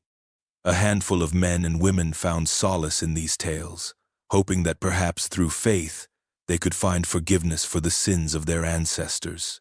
But the road to redemption was not simple, and the scars of the past could not be erased in a single prayer. The children of Cain, though, were determined to find a new path, one that was not defined by their father's sin but by their own will to choose a better future. They sought redemption not through their own strength but through a renewed faith in something higher than themselves. It was a long and painful journey, filled with self-doubt and struggles against the shadows of their lineage. But slowly, They began to understand that redemption was not a destination but a process, one that would take time and grace. In the quiet of their isolated lives, they learned that faith was not simply an act of belief, but a way of living, of choosing mercy over wrath, of seeking to heal rather than destroy. As the generations passed, the descendants of Cain found peace not in the cities they had built, but in the faith they had struggled to find, a redemption forged not in perfection, but in the struggle to overcome their past and move forward into the light. The daughters of Adam and Eve, though rarely spoken of in the annals of history, held a quiet but undeniable influence over the shaping of early humanity. In the shadows of their brothers and fathers, they were the unsung architects of the world's first societies, guiding their families with a wisdom that transcended the harshness of their time. It was the daughters who, more often than not, saw the subtle imbalances between the world they inherited and the one they wished to create, finding ways to nurture not just bodies, but hearts and minds. In the absence of formal power, they wielded a quiet strength, directing the flow of their families' lives in ways that would not be realized until generations later. The daughters understood the fragility of humanity, the wounds left by the fall of Eden, and they became the caretakers of a fragile hope. They taught their brothers and their children lessons of patience, of virtue, of tending to the earth and each other. In a world that often seemed ruled by brute strength, they showed the power of kindness, the importance of community, and the quiet strength of those who lead by example. They were not passive figures, but active participants in the growth of their societies.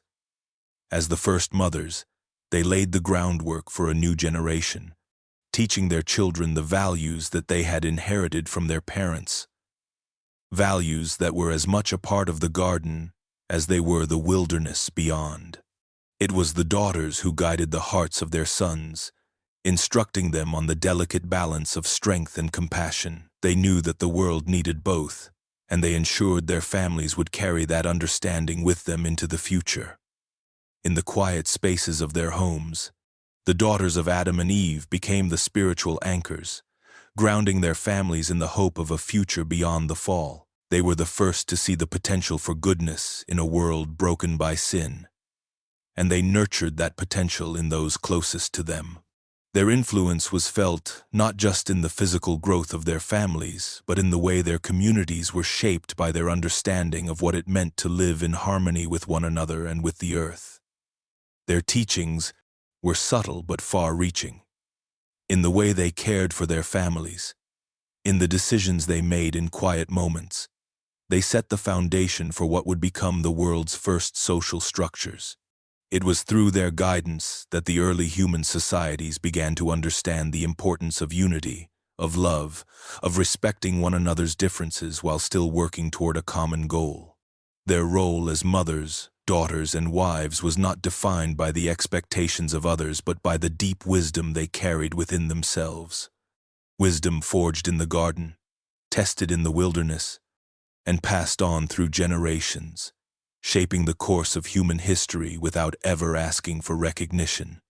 Eve, though often remembered as the first to fall, possessed a depth of wisdom that would shape the future of humanity in ways that surpassed the shadow of her original mistake. As the mother of all living, she bore the weight of her past with quiet grace, imparting lessons that would echo through generations.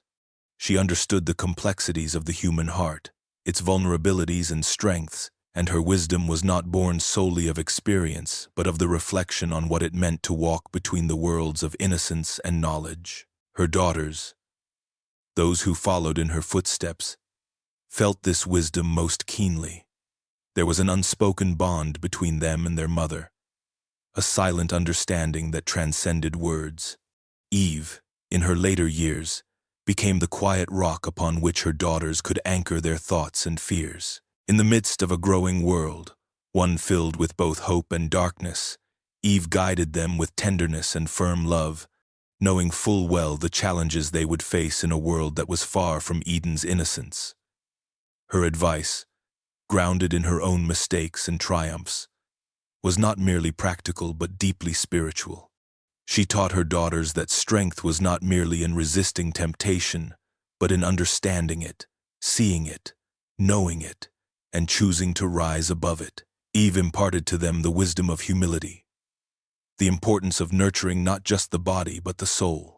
She spoke of balance, teaching them that the world they inhabited was a place of both beauty and hardship, and it was up to them to carry the torch of creation forward, despite the scars of the past. As Eve's daughters grew into women, they began to carry her teachings in their hearts. They knew the world had changed since the fall, but Eve showed them that they could still find meaning in the chaos. It was not about escaping the consequences of their existence, but embracing them with grace. Through her guidance, they understood that wisdom often comes not from perfection, but from the acceptance of imperfection. It was Eve who showed them that every mistake, every trial, could be transformed into something of value if they were willing to learn from it. In their quiet moments, Eve's daughters would return to her side, seeking counsel on matters of the heart, on navigating their own struggles, and on understanding their place in the growing world. Eve, always patient, listened with a heart full of love and a mind honed by years of learning. Her wisdom was not just a gift to her daughters, but a legacy that would transcend time, guiding generations of women who would come to know that their strength was not in denying the world's hardships, but in embracing them with the wisdom of Eve. Among the many daughters of Adam and Eve, one stood out in a way no one could have predicted. Her name was not etched in history, yet her role in shaping the future of humanity was profound. As the world around her descended further into division torn between the descendants of Cain and those of Seth, she emerged as an unlikely heir to the wisdom of her ancestors. Her leadership, though quiet and unassuming at first, would become the bridge between two worlds, the world of creation and the world of destruction. From a young age, this daughter had felt the weight of her family's history. She was neither the firstborn nor the most gifted in beauty or intellect, yet there was something about her that commanded attention. Perhaps it was her innate understanding of balance or the quiet strength she inherited from her mother Eve. It was in her eyes that others saw the reflection of something older, a wisdom passed down not through grand proclamations or rituals, but through a quiet, steady resolve. In a world still recovering from the wounds of the past, she stood as a figure of hope. Though many did not yet know it, her leadership did not stem from ambition or a thirst for power. It was born out of necessity, in a time when peace seemed impossible. As Cain's descendants, marked by their violent past, continued to clash with the more pious line of Seth, the daughter found herself in the position of mediator. She was the quiet voice that spoke reason when bloodlust clouded judgment, the gentle hand that pulled those on the verge of destruction back from the edge. Yet, her influence was not always welcomed. Many saw her as an outsider, too soft, too conciliatory for the harsh world they lived in. Cain's descendants viewed her as a reminder of the innocence they had lost, while the sons of Seth saw her as a challenge to their inherited purity. Still, the daughter of Adam and Eve pressed on, determined to create a path where none seemed possible. She did not preach from a throne or command armies to fight for her cause. Instead, she used her wisdom to unite the fragmented hearts of those around her, understanding that true power lay not in domination but in reconciliation. Her presence, though subtle, became a balm to a wounded world. She showed others that leadership was not just about strength, but about guiding others toward unity, even when it seemed impossible. In the years that followed, her role as a mediator became more vital. Where once there had been division, her influence helped to build something stronger, a community of survivors who, despite their differences, could see the value in each other. Her leadership would be remembered not as a singular moment of triumph, but as the quiet, persistent force that held a fractured world together, helping it heal in ways that none could have foreseen. Through her, the daughters of Adam and Eve proved that strength often comes not from the loudest voice, but from the one who knows when to listen. The end of Cain's line marked the close of a painful chapter in the story of humanity. His descendants, marked by the legacy of violence and pride, had withered away under the weight of their own sins. The city that Cain had built, once a symbol of defiance against divine will, now lay in ruins, its once strong walls crumbled to dust.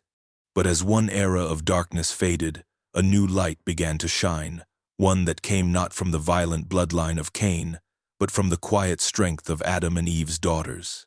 They were the ones who would carry humanity forward, their lives becoming a testament to resilience and renewal. In the aftermath of destruction, when the world felt as if it had lost its way, the daughters of Adam and Eve emerged as the bearers of new hope. They were the last living connection to the first humans, the only link remaining to the divine origins of creation. Yet, as the world evolved and human society grew more complex, the challenge of balancing this divine heritage with the harsh realities of the earth became ever more pressing. The daughters, who had learned the ways of wisdom from their mother Eve, now faced the task of guiding a world that no longer fully understood its roots. They carried within them the burden of history, the knowledge of the fall, the pain of Cain's betrayal, and the weight of the choices made by their ancestors. But they also carried the promise of a new beginning, the hope that humanity could still find its way back to the divine path. This hope was not born from grand gestures or promises of power, but from the quiet moments of leadership, the small acts of kindness and justice that threaded through the lives of those who still believed in the possibility of redemption. Humanity's struggle to balance its divine origins with its increasingly complex world was no small task. The daughters of Adam and Eve, while rooted in the wisdom of the past, had to navigate a world that was rapidly changing. The sins of their forebears had left scars that could not easily be healed, and the temptations of power, greed, and violence were ever present. Yet, in the midst of these challenges, they found ways to lead with compassion, to guide those around them with the wisdom passed down from their mother and their father. They showed that the path to redemption was not a single, grand step, but a series of small, deliberate actions that helped humanity reconnect with its origins. As the first of Adam and Eve's descendants, the daughters became the silent architects of the new world. They were not merely survivors of a broken past, they were the creators of a future, one rooted in the divine but shaped by human hands. And so, despite the darkness that had once reigned, a new beginning was born. It was a beginning built not on the ashes of Cain's line, but on the quiet strength and unwavering faith of those who believed in the possibility of redemption one small step at a time. Adam's death was not just the end of a man, but the close of an entire era. As the first human, he had walked with God in the garden, tasted the fruits of paradise, and witnessed the unraveling of that paradise through his own choice. For centuries, he had been the living reminder of what humanity had lost and could never truly regain. Now, with his death, the world was left to carry forward without him. His children, Cain, Abel, Seth, and the countless others who came after, had lived under the shadow of his life and his fall. Adam's decisions, both the fruit he ate and the blame he placed, had shaped their lives in ways they could never escape. Yet, his death marked a subtle shift in the world. His children, now fully grown and having sons and daughters of their own, had to face the reality that their father's guidance, once the voice of divine wisdom on earth, was no longer there to offer comfort or direction. They stood at the precipice of a new era, one that had been built on the foundation of Adam's life, but was now required to stand on its own. Seth, the son born after Abel's death, took it hardest. He had always been the one most like Adam, his spirit closest to the divine image from which his father had once been created. As he watched the man who had taught him everything return to the earth, Seth was left with a painful reminder of the fleeting nature of life. He could no longer lean on his father for counsel. Instead, he had to find his own path forward, carrying the weight of the past, while also ensuring that his children would never forget the lessons learned from their grandfather's sin. The other children of Adam, too, felt the loss deeply. Cain, whose legacy had been stained with murder and pride, was haunted by the fact that his father, despite all the forgiveness offered by God, had still passed away in the physical death that had been promised. There were no more chances for redemption or healing in Adam's life. The damage had been done. Abel, who had died too young to experience the fullness of life, remained a silent figure, a symbol of what could have been. Yet it was not only his immediate children who mourned Adam's passing. His grandchildren, the first of the next generation, now had to live in a world without their grandfather's presence. His stories, his wisdom, and his connection to the Creator were now memories, passed down through the generations. But in their hearts, a new sense of responsibility began to grow. They would have to define their own place in this world, under God's gaze, but without Adam to guide them. In this quiet, inevitable closure, the first chapter of humanity's history was sealed. The age of Adam, the man who had once walked beside the Creator, was over. But from his death came the seeds of a new generation, one that would carry both the blessings and the burdens of the past into an uncertain future. The death of Adam did not sever the spiritual thread that bound his family together, though the world he left behind was one now fractured by the choices of his children. His legacy, both the wisdom he carried and the scars of his fall, passed through his bloodline, entwining the future with the lessons of the past. But it was not a simple inheritance. His children, each bearing their father's mark, would walk different paths shaped by their unique burdens and desires. Seth, the son who had been born after Abel's death, carried the weight of Adam's spirit in ways that none of his siblings could quite understand. He was the one most devoted to the teachings his father had received from God, and he sought to preserve the purity of that divine wisdom. His descendants, those who followed in his footsteps, grew in a line of faith, their lives marked by a commitment to honoring the Creator. They built altars, prayed, and passed down the stories of their father's walk with God. Their hearts, though burdened by the loss of Adam, remained steadfast in their pursuit of righteousness. Cain's descendants, however, took a different path. The mark placed upon Cain after his sin was not simply a curse, it was a reminder of what he had done. While Seth's family clung to divine wisdom, Cain's bloodline wandered further from God's light. The weight of Cain's own sin seemed to perpetuate within his descendants, each generation adding a layer of darkness to the world they inhabited. But there were still those among Cain's children who sought to redeem themselves, who attempted to bridge the gap between their legacy and the Creator. Their struggle was one of both pride and humility, trying to reconcile their desire for power with their need for redemption.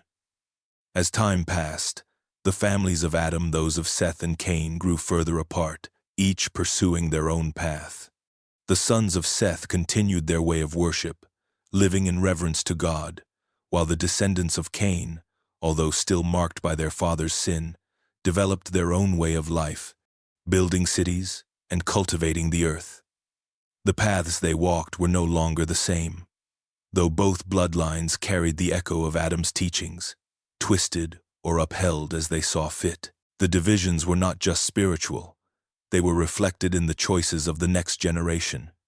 The pursuit of knowledge and power by Cain's family often clashed with the humility and devotion of Seth's.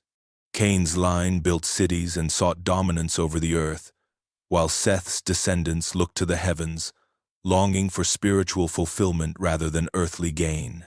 The inheritance of Adam, once whole, was now divided, and the families walked toward futures that could no longer be reconciled. The legacy of the first man was now an inheritance of choice, one that each child, and their children after them, would have to carry. The weight of prophecy hung heavy over the land, whispered from the dawn of time and carried through generations, yet its fulfillment was always distant, like the horizon on an endless journey. It was said that Cain's line would be destroyed, its corruption washed away, and from that destruction, humanity would find redemption. For centuries, the bloodline of Cain had woven its legacy into the fabric of the earth, leaving behind cities built on pride and power, greed and fear.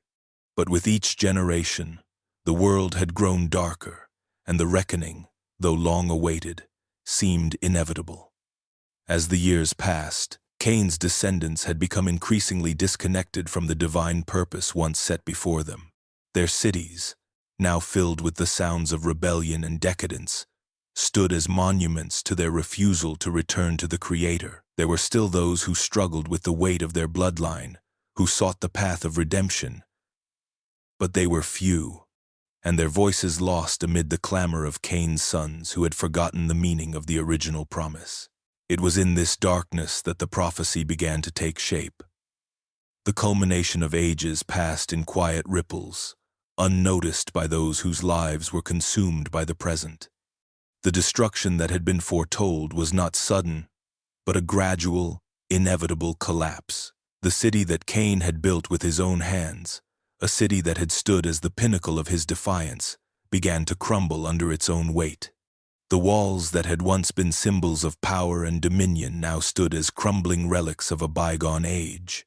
Its people, long accustomed to violence and excess, found themselves facing an enemy they could neither fight nor ignore the judgment of time itself. The end of Cain's line was not marked by one single, cataclysmic event. It came quietly, in the hearts of those who had been born into his legacy, those who realized too late the full cost of their ancestors' sins. As the final generation of Cain's bloodline reached its end, a new generation arose from the ashes. This new generation, untainted by the blood of Cain, carried within them the possibility of redemption. They were not born in the shadow of sin, but rather in the hope of renewal. The prophecy, long whispered, was now fulfilled. Cain's bloodline, marked by violence and pride, had come to an end. Yet, it was not the end of humanity, nor the end of God's plan. From the remnants of Cain's fall, humanity found its path forward. A new dawn began to break over the world, a world that had witnessed the depths of human failure but now stood on the precipice of something greater. Redemption was no longer a distant hope but a living, breathing reality, one that would continue through the new generation that rose from the ashes of the old. The world had fallen into chaos, a storm of human frailty that could no longer be ignored. The rise of kingdoms, the growth of cities, these once hopeful signs of progress had become symbols of corruption. The descendants of Cain, still clinging to their legacy, had spiraled further into violence, greed, and sin. The walls of their cities, once built as a testament to power, now stood as crumbling ruins, as empty as the souls who inhabited them. The sins of their forefather, Cain, weighed heavily upon them, and the long-prophesied descent into chaos had finally arrived. It was a time of darkness, a time when the earth itself seemed to groan beneath the weight of humanity's transgressions. The skies had darkened, and the rivers ran dry, as if the very creation itself recoiled from the stain that had spread through mankind. The cries of the innocent, the weak, and the broken filled the air, as those who had sought power and control clashed violently with each other, blind to the suffering they caused. It was as though the world had forgotten the original promise, a promise that humankind would walk in peace and righteousness. But in the midst of this chaos, a new light began to shine, one that had been hidden, perhaps for just such a time as this. The daughters of Adam and Eve, the women who had borne the weight of humanity's hopes for so long, stepped forward in ways they never had before. These women, whose voices had often been muted by the overpowering tides of their male counterparts, now became the last hope for humanity. They had witnessed the suffering, had borne witness to the ruin that had plagued their world. Yet in their hearts, they carried a different vision, a vision of renewal, of redemption, and of a world where humanity could rise above its darkest moments. The rise of these women was not sudden, but it was undeniable. In the midst of the turmoil, they began to find each other, to unite in a bond stronger than the fear and hatred that had torn the world apart. They held within them the wisdom of their mother Eve, the lessons passed down through generations, and the strength that came from knowing the depths of both humanity's failure and its potential. They began to lead, not through power, but through compassion, not through violence, but through understanding. As the final judgment drew near, and the earth trembled beneath the weight of its sins, the daughters of Adam and Eve became the heart of a new hope. They carried the message of redemption in their hearts, and though the world was on the brink of destruction, they held fast to the belief that from the ashes of the old, something new could be born. It was they, in the end, who would guide humanity through its greatest tribulation, offering the last chance for a fractured world to find its way back to the Creator. In a world still reeling from its own self-inflicted wounds, a moment of divine grace emerged. The earth, weary from the weight of human transgression, seemed to hold its breath as a child was born, a child who would carry with him the spark of renewal, the promise of redemption that had long been lost in the tumult of sin and despair. This child, born from the bloodline of Adam and Eve, would carry not just the legacy of humanity's fall, but also the hope of its rising. He was the embodiment of something much greater than the fractured world that surrounded him. A vision of what could be when humanity chose the path of grace over the path of destruction. The birth was quiet, as births often are, but there was something different about it, an undeniable weight of expectation that hung in the air. His mother, a daughter of Adam, looked at him with the eyes of one who understood what this child represented. He was not just the continuation of her line, but the fulfillment of a promise. In his tiny hands, there was the potential for something profound, the reconciliation between mankind and its Creator. As she held him close, she knew that this child was not a simple heir to the world's brokenness, but a beacon of divine hope, sent to heal what had long been torn apart. In the years that followed, the child grew, and so too did the awareness of his significance. The earth itself seemed to respond to his presence, the wind carrying whispers of his coming, the flowers blooming brighter in his wake. The sky, once heavy with the weight of humanity's sin, appeared to lighten as the child walked the earth, though his steps were still young and uncertain. His family, once divided and torn apart by Cain's curse, now saw in him the possibility of healing. He was their chance at redemption, a chance to stand once more in the light of divine grace. But even as the child grew, there was a quiet, growing tension. The world had known sin for so long that the idea of forgiveness, of being made whole again, seemed distant, almost impossible. Yet, with each day that passed, the child brought something new: wisdom that transcended the failings of humanity, compassion that could pierce through the hardened hearts of those who had long lost their way. The bloodline of Adam and Eve, once marred by tragedy and strife, now carried within it the potential for spiritual and physical rebirth. The child would lead them back to divine grace, not through might or conquest, but through love and sacrifice, showing them that it was through their weakest moments that they would find their greatest strength. And so, from the ashes of a broken world, this child was born to be the Savior, the one who would bridge the gap between fallen humanity and a loving Creator. His life would be the start of a new chapter for mankind, one where the shadows of the past could finally be laid to rest, and the light of divine grace could shine through. The world, which had once been mired in the consequences of human disobedience, now stood on the cusp of a great transformation. Humanity, in all its flaws and struggles, had been given the chance to reclaim its place in the Creator's design. It was not through conquest, nor by force, that this redemption was achieved, but through an awakening that rippled across the hearts of Adam and Eve's descendants, including those from the cursed line of Cain. The division that had once seemed insurmountable between those who had walked in righteousness and those who had descended into darkness began to fade, as a shared recognition of the divine plan took root in their souls. Cain's line, once marked by the shadow of his great sin, had long been plagued by the memory of his fratricide, the guilt of his choices reverberating through generations.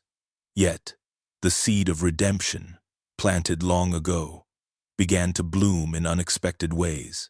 There were those in his bloodline who had carried the weight of their ancestors' transgression, who had wandered, unsure of their place in the vast, broken world. They, too, found their hearts softened by the growing movement of grace, drawn to the idea that despite the darkness of their past, they, too, could be a part of the healing. In the quiet moments of reflection, Cain's descendants, as well as those of Adam's other sons and daughters, began to seek understanding. They came to know that their worth was not defined by the sins of their forebears, but by their willingness to embrace the divine invitation to change.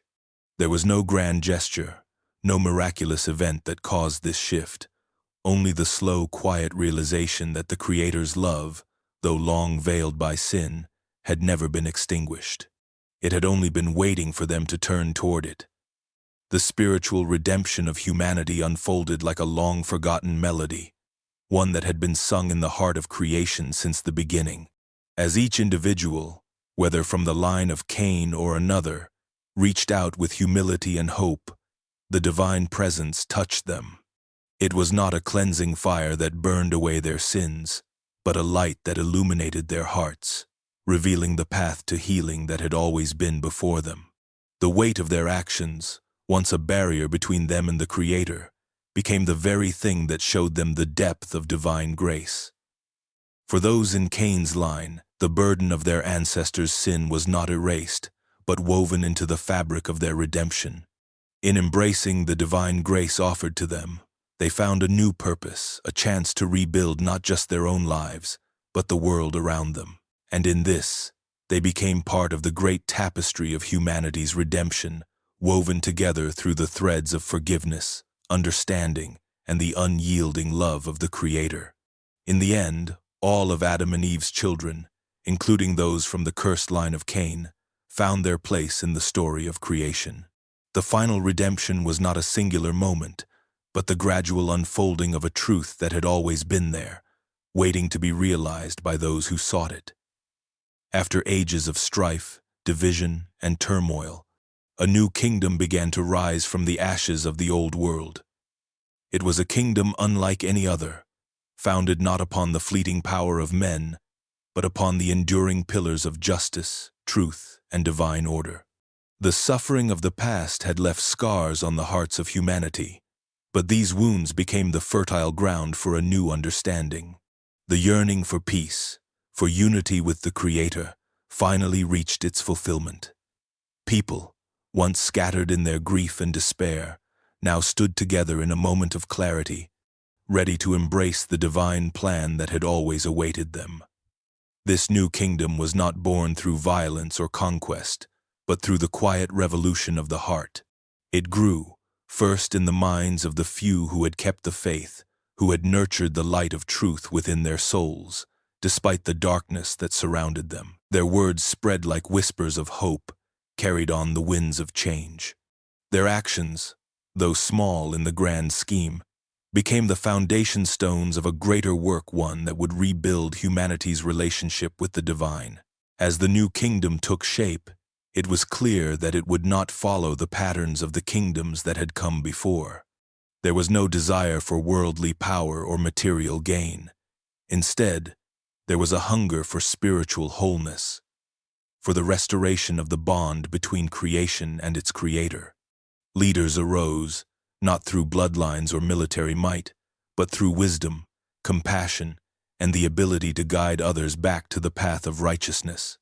These were not men or women seeking to rule, but those who were called to serve, to uphold the divine order with humility and grace.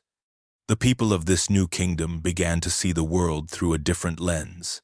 They no longer sought to control or dominate, but to live in harmony with the divine will. The earth, which had long borne the marks of sin, began to heal in response to their actions. Fields once barren began to yield their fruits.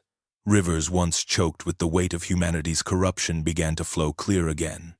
The very land seemed to respond to the purity of the hearts that now walked upon it. Humanity's reunion with the divine was not an instantaneous event, but a gradual unfolding. The people, once fractured and lost, now stood united in their shared purpose. They had learned, through centuries of suffering, that their true strength lay not in their own hands, but in their surrender to the divine will. They understood now that their reunion with the Creator was not just a return to an earlier state, but a progression, an evolution of their souls, a transformation of their hearts and minds. They had been reborn, not just as individuals, but as a collective, bound together in the unity of divine truth. The rise of the final kingdom marked the end of an era and the beginning of a new one, where the promises of peace, justice, and divine order were no longer distant hopes, but living realities. It was a kingdom not of this world, but of the world as it was always meant to be, a place where humanity, at last, found its true home in the divine embrace. Though Cain's physical form had long been lost to the annals of history, his presence still lingered in the threads of humanity's story, woven deep within the fabric of time. His descendants, once marked by the weight of their ancestors' sins, had faded into the shadows, their names erased from the world. Yet, in the final moments of the world's redemption, something stirred. The spirit of Cain, whose actions had once shattered the harmony of creation, returned not in the flesh, but in the form of a haunting, ethereal presence, seeking the peace that had long eluded his bloodline. Cain's spirit had wandered for centuries, a restless soul burdened by the legacy of murder and rebellion.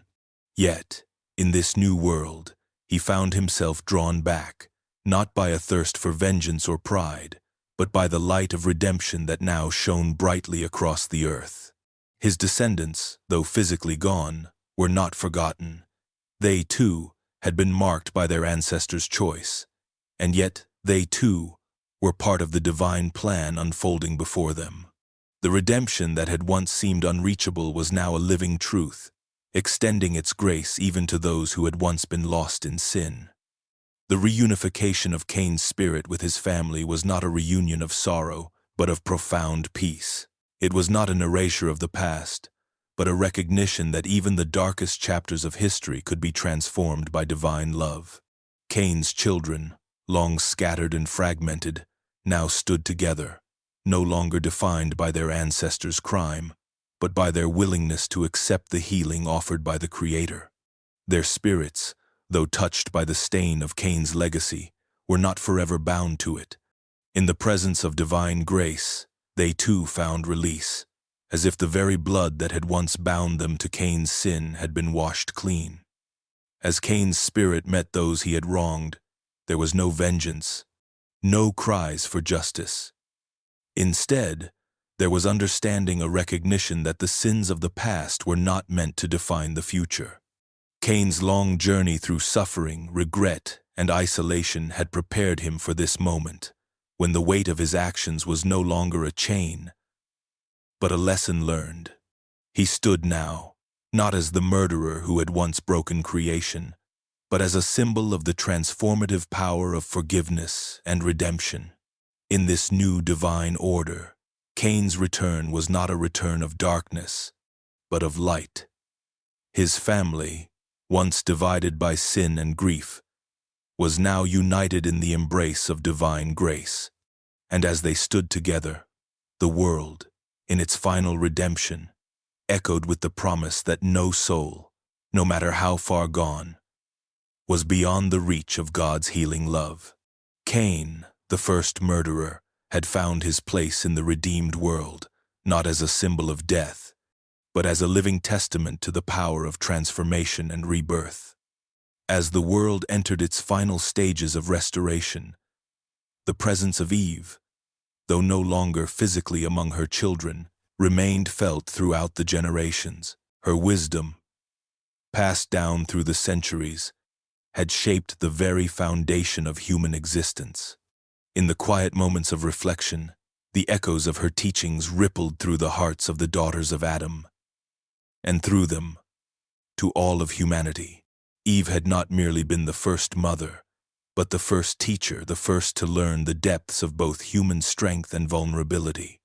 Her legacy, long entwined with the story of humanity's rise and fall, now stood as a beacon guiding the world toward balance and renewal.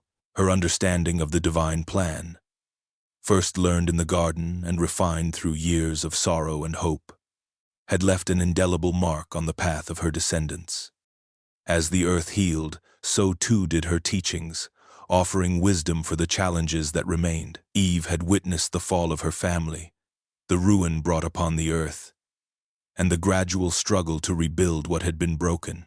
Yet, through it all, she had remained steadfast in her belief that redemption was possible, that the cycle of creation, fall, and renewal was as natural as the cycles of life itself. In the final days, Eve's influence was no longer confined to the wisdom of a single generation.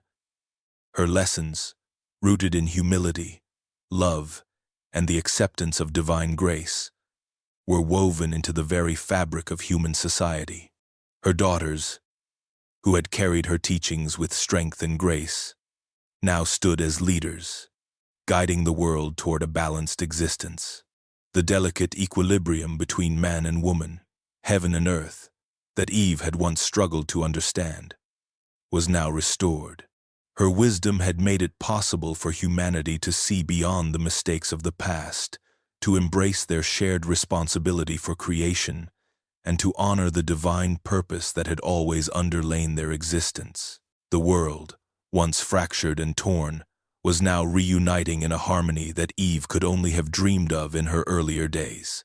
The struggles of the past, the rebellion of Cain, the fall of Adam, the violence of the giants were no longer a shadow over creation. The lessons learned from those dark times had shaped a new generation, one that understood the weight of their choices and the importance of maintaining the delicate balance between the physical and spiritual worlds. In the restoration of balance, Eve's legacy lived on not as a reminder of past mistakes but as a guide for future generations.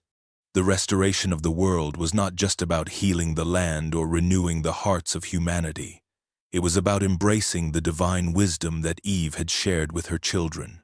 And in this new age of peace, the world finally recognized that Eve's legacy was not one of tragedy, but of hope, of the resilience of the human spirit, and the unbreakable bond between humanity and its Creator.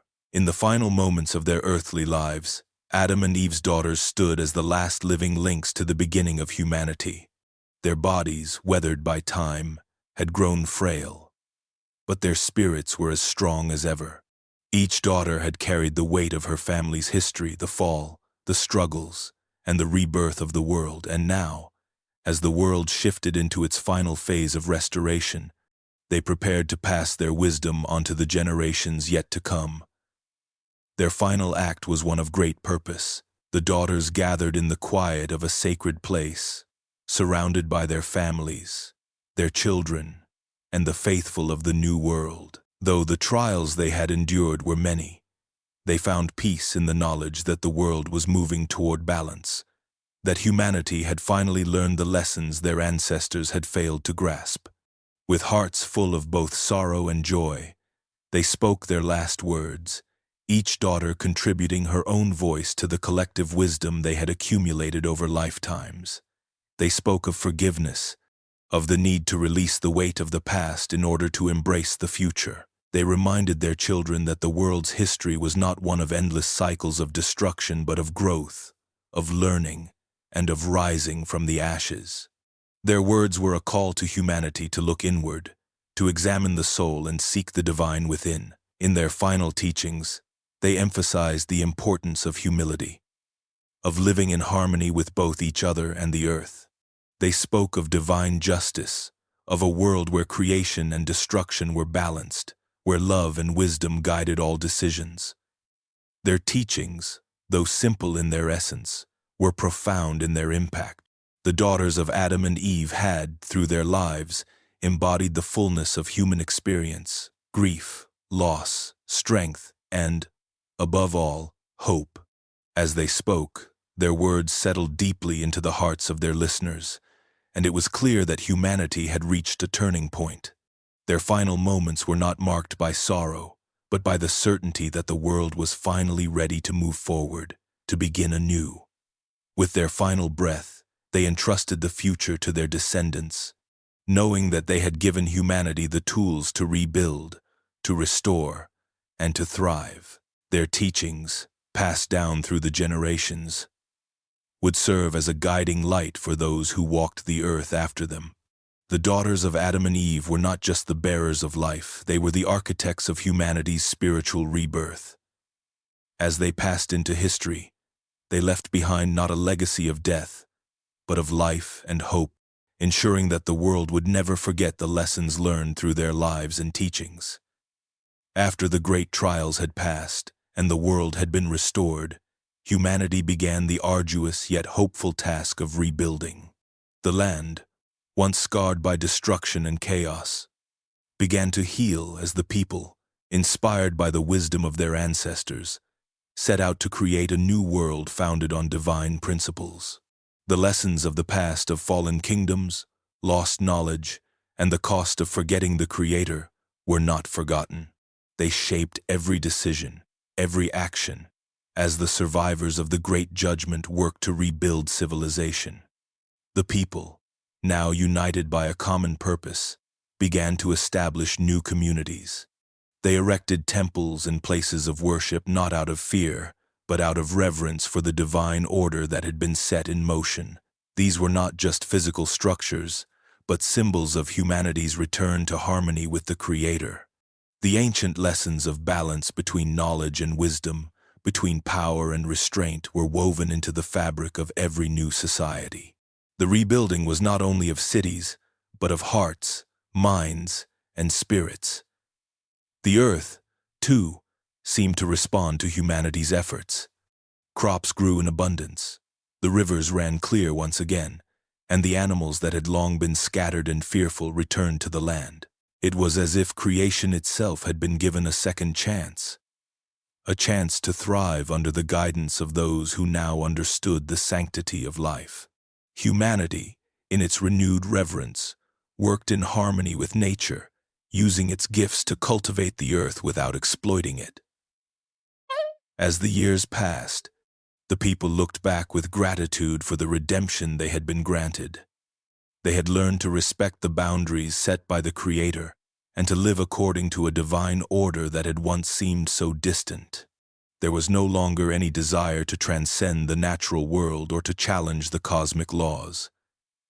Instead, humanity sought to live in peace with the world around them, to live in a way that honored the divine and acknowledged the fragility of existence.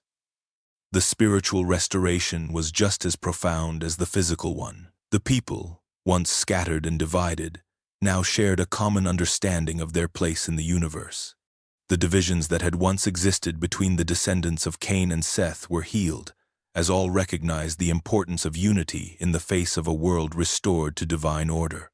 The bloodline of Adam and Eve, though marked by tragedy and sin, now stood as a testament to humanity's potential for redemption and renewal. Humanity, having endured its darkest moments, had emerged from the ashes with a new understanding of its role in the world. The cycle of destruction had come to an end, and a new chapter had begun, one in which divine order would guide the course of civilization. With reverence for the past and hope for the future, humanity set forth, determined to honor the lessons learned from the trials of old. In the quiet aftermath of the trials and the long journey of redemption, humanity entered a new era, one defined not by struggle, but by peace and prosperity. The divine guidance that had been restored to the world took root in the hearts of all, leading them to live in harmony with each other and with the earth. The lessons passed down through Adam and Eve's generations, the wisdom that had been forged through hardship and redemption, shaped every aspect of this new era. It was as though the world had been born anew, and in that newness, humanity found strength not in their own might, but in their reverence for the Creator and the natural order. The cities that arose in this era were not just shelters from the storms of the world, but reflections of the divine harmony that governed life. There was no longer the desire to build monuments to human ambition, but to create spaces that honored the Creator's design, where every brick laid and every stone set was a small offering of gratitude. Humanity, now united under a shared purpose, built homes, cities, and places of worship with care, creating a society where love, respect, and wisdom were the cornerstones of their existence. The earth, too, responded to humanity's newfound respect for its rhythms. Seasons came and went with quiet predictability. Crops flourished without the need for overbearing effort, and the animals of the world found their balance once again. It was as though creation, having been allowed to heal, was now flourishing in the light of divine harmony. Humanity, no longer in conflict with nature, lived in harmony with it, finding sustenance in the land without taking more than was needed. The teachings of Adam and Eve, passed down through their children, left an indelible mark on every generation that followed. The wisdom Eve imparted to her daughters, the strength Adam gave to his sons, all found their place in the hearts of the people. Even the lessons of Cain's line, though dark, were not lost. For in the acknowledgement of those struggles, humanity found the strength to rise above the temptation of pride and greed. They learned to live with humility, to recognize their limits, and to value the life they had been given. These teachings were not mere words, but the very fabric of this new world. As humanity flourished under divine guidance, the bond between the Creator and the people grew stronger. What had once seemed like distant, unreachable ideals became the way of life for all. There was no longer fear of the unknown, for humanity had found its place in the grand design. They were no longer lost in the chaos of a fractured world, but were united in a shared vision of peace, prosperity, and divine harmony. This new era, born from the ashes of struggle and redemption, would endure for generations. The legacy of Adam and Eve, woven into the very essence of humanity, would continue to guide and inspire those who came after. In this peace, humanity found not just survival, but a deeper connection to the divine, and the world that had once known only suffering, now knew only peace. In the quiet, peaceful days that followed humanity's renewal, a deep understanding began to settle into the hearts of the people. It was a knowledge not born of books or written words, but passed down through the Spirit, rooted in the very essence of creation itself. The seeds of this knowledge were planted in the hearts of Adam and Eve's descendants, who, having witnessed the highs and lows of human existence, understood the delicate balance between the physical and the divine. This knowledge, rich in wisdom and experience, was not something that could be quantified or bound by pages. It was a living, breathing force, woven into the fabric of daily life, guiding the actions of every individual. It was the understanding of the Creator's order, the profound respect for the earth, and the quiet reverence for the gift of life. In the way they tended to the land, cared for their families, and built their communities, humanity preserved the essence of all that Adam and Eve had once known, ensuring that it would never be lost. The knowledge of the past was honored in the everyday rituals of life. Through the simple act of cultivating the earth, they honored the Creator. Through the telling of stories and the teaching of their children, they passed down not only facts, but the heart of wisdom. The lessons that Adam and Eve had learned in the Garden of Temptation, of sacrifice, and of redemption were echoed in the way people lived. These lessons were never forgotten, for they were lived, each generation continuing the legacy by living in accordance with the divine purpose. The knowledge that Adam and Eve had once held, though they had not understood its full weight, was preserved in the hearts of their children. The spiritual growth that had once been stunted by sin now flourished, and humanity began to evolve not just in body, but in spirit. They understood that their true purpose lay not in dominance over the world, but in harmony with it. In the quiet moments of prayer, in the shared labor of the fields, in the stories passed from parent to child, humanity grew stronger in their faith, their connection to the divine, and their respect for the life that surrounded them. This knowledge, preserved through the ages, was the seed from which humanity's spiritual growth would continue to blossom. And though the world had seen great trials, it now knew that the wisdom of the past of the Creator, of redemption, and of love was the foundation upon which future generations would stand. With each passing day, the people cultivated these seeds, nurturing them with care, ensuring that they would never fade. The legacy of Adam and Eve's time was not lost in the struggles of their past, but lived on, quietly, deeply, in the hearts of all who walked the earth. In the quiet peace that settled upon the land, humanity knew that their journey was far from complete. The redemption they had embraced, the renewal of their connection to the divine, had not erased the shadows of the past.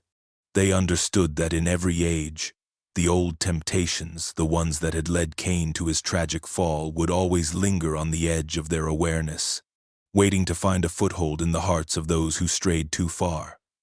The elders, wise with the knowledge of their forebears, taught the younger generations the importance of remaining vigilant. They spoke of the time when pride, jealousy, and the desire for power had led to Cain's downfall, reminding all who would listen that these same temptations had the power to erode even the strongest of souls if left unchecked. The wisdom passed down through the ages was not just in remembering the mistakes of the past, but in actively guarding against them, lest humanity find itself once again lost in the darkness of its own desires. It was not enough to simply live in peace. The people understood that they must also remain watchful. They must watch not only the world around them, but the subtle stirrings within their own hearts. The story of Cain was not one that could be left behind in the distant past. It was a warning that echoed through every generation. The temptation to take, to dominate, to seek personal glory at the expense of others was always just a whisper away. To fall prey to it would mean the same tragic fate that befell Cain and his descendants. A separation from the divine, a fracture in the harmony of the world, and the destruction of the soul's peace. Thus, in every community, the elders became the guardians of this lesson. They reminded the people that vigilance was not a passive thing but an active, constant state of being. They taught their children to look not just with their eyes but with their hearts, to recognize the signs of temptation before they grew too powerful to resist. They spoke often of humility, of the strength that lay in surrendering one's will to the divine rather than seeking to impose it on others. And, most importantly, they spoke of love, the love that comes from knowing one's place in the grand design, and the love that would always be the antidote to the poison of jealousy and pride. The eternal watch was not a burden but a blessing, for it allowed humanity to remain ever aware of its connection to the Creator, ever aware of the fragile beauty of peace. It was a reminder that the world they had built was not guaranteed, that it would take effort, vigilance, and unwavering commitment to preserve. And so, humanity continued to watch, not in fear, but with the quiet strength of those who understood the weight of their own choices. They watched for the signs of temptation, and in doing so, they ensured that the mistakes of the past would never again claim dominion over their hearts. As the generations passed, the world, once marred by the scars of its tumultuous beginnings, began to heal. Humanity, guided by the divine wisdom that had been handed down through the ages, found itself slowly returning to a state of peace, both within and without. The land that had once been a place of exile now blossomed with the fruits of grace, the labor of generations working in harmony with the natural world. The struggles that had defined the early chapters of human history seemed to fade into the background, overshadowed by a quiet yet profound transformation. It was not a sudden shift, but rather the steady unfolding of purpose. People no longer lived in fear of the past. The shadow of Cain's fall no longer haunted their every step. The temptations that once threatened to lead them astray had been tempered by the lessons of the ages, the teachings of Adam and Eve, and the enduring legacy of those who had walked before them. They had learned to recognize the signs of the old wounds, pride, jealousy, greed, and had learned how to guard against them. It was not just about avoiding sin. It was about living with intention, about embodying the virtues of peace, humility, and love. The land itself seemed to respond to this inner transformation.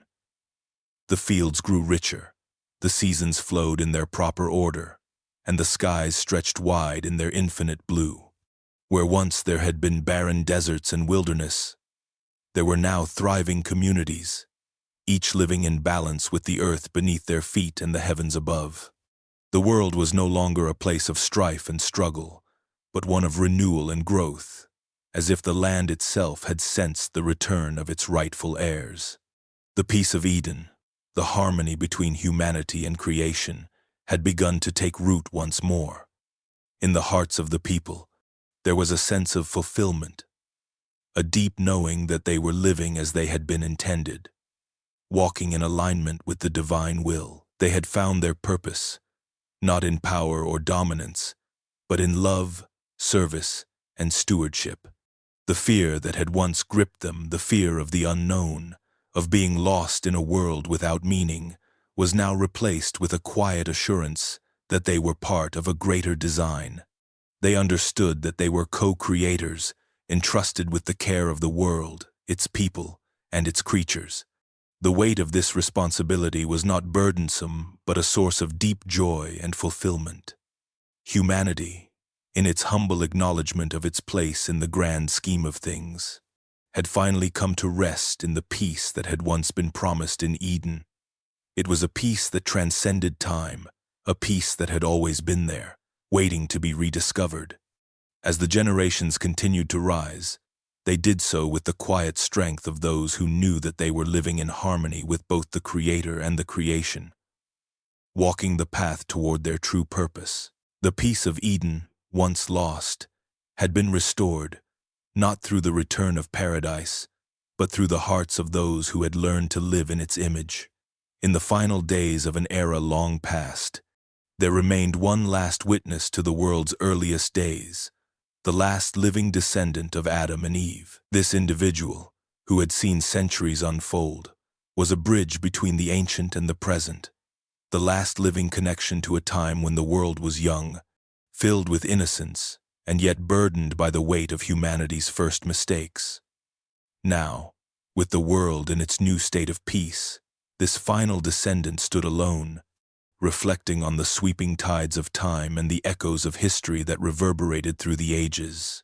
In the quiet solitude of their old age, they often wandered the lands that had once been the birthplace of civilization, now flourishing with the peace that had come after so much strife. The face of the earth had changed, forests grew where once there were deserts, and rivers carved their way through valleys where barren lands had stretched for miles.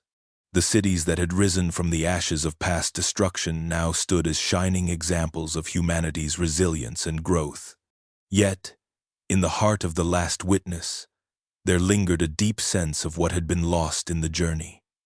They had been born long after the trials of the first generations, raised in the security of a world that had found its place in the divine order. But their memory carried the weight of ancestral stories, of the first disobedience and the suffering it brought. They knew of Cain's fall, of the exile and the struggle of those early years when the earth had groaned under the weight of humanity's choices. They had heard the stories of Adam and Eve, not just as tales of creation, but as lessons carved in the deepest recesses of the soul. They understood, perhaps better than most, the cost of knowledge, the price of rebellion, and the grace that had followed in the wake of judgment. As they stood in the quiet moments of reflection, the last witness wondered what had been truly gained from all the trials of the past. Was the peace of the present enough to erase the scars of the ancient world? Had humanity truly learned the lessons of its ancestors, or was the struggle for balance still ongoing, merely hidden beneath the surface? They saw in the younger generations the signs of wisdom, compassion, humility, a deep respect for the natural world and the divine. But there were whispers of the old temptations, traces of the same pride and ambition that had led to the first fall. Still, the witness took solace in the knowledge that the divine order had been restored. They knew that the world had not ended in despair, but had been redeemed through the very bloodline that had once been cursed. The final witness could not help but feel a deep sense of peace as they looked upon the world, knowing that, in the end, the journey had been worth the struggle. The lessons learned had shaped the world into something far greater than it had once been. And as they prepared to pass on into history, they left behind the quiet assurance that humanity, though flawed, had finally found its place in the divine tapestry. The legacy of Adam and Eve, though their earthly lives had long passed, continued to echo through the ages, shaping humanity in ways that transcended time. Their story, one of creation, fall, redemption, and renewal, wove its threads into the fabric of every human soul, silently guiding the course of history. From the first breath they took in the Garden of Eden to their final days on earth, Adam and Eve had unknowingly planted seeds that would grow into something far beyond their understanding. Generations passed, and with each new birth, the lessons of their parents were passed down, not just through words but through the very essence of human experience. The knowledge of good and evil, the understanding of choice and consequence, became the foundation of every human endeavor. The wisdom that had been handed to their children carried with it a responsibility, a sacred trust that transcended time and space. It was an inheritance that both uplifted and burdened humanity, for with wisdom came the understanding of its cost. In the cities that had risen, in the villages that dotted the landscape, the influence of Adam and Eve remained present. Though often forgotten, it was found in the reverence for the natural world, in the belief that the earth was a sacred gift to be cherished, not exploited. It was seen in the deep yearning for reconciliation with the divine, a desire to return to the harmony that had once been lost in the garden, and it was carried in the hearts of those who still sought to understand the mysteries of creation, to honor the Creator while grappling with the complexities of existence. The children of Adam and Eve, though scattered across the earth, still carried their parents' image. They were no longer bound by the constraints of the garden, but the imprint of that first home remained in their hearts. Each act of kindness, each effort to heal the earth, each attempt to bring balance between creation and humanity was a reflection of the legacy of Adam and Eve. They had lived in a world untainted by sin, a world where the divine presence was ever near. It was their descendants, through their choices, who had the difficult task of carrying that presence into a broken world. Even as civilizations rose and fell, as kings and rulers sought power, as wars were fought and peace was sought, the legacy of Adam and Eve remained steady. It was not always seen in grand gestures, but in the quiet acts of love and sacrifice that held the world together. The choice to love, to protect, to seek the divine in the midst of suffering. These were the echoes of their first parents, reverberating through time. And so, as the years continued to unfold, the legacy of Adam and Eve persisted. It lived in the hearts of those who sought redemption, in the souls who believed in the possibility of restoration. Their story, in its simplicity and complexity, continued to guide, a beacon of light that led humanity toward the divine, ever onward, through the endless corridors of time.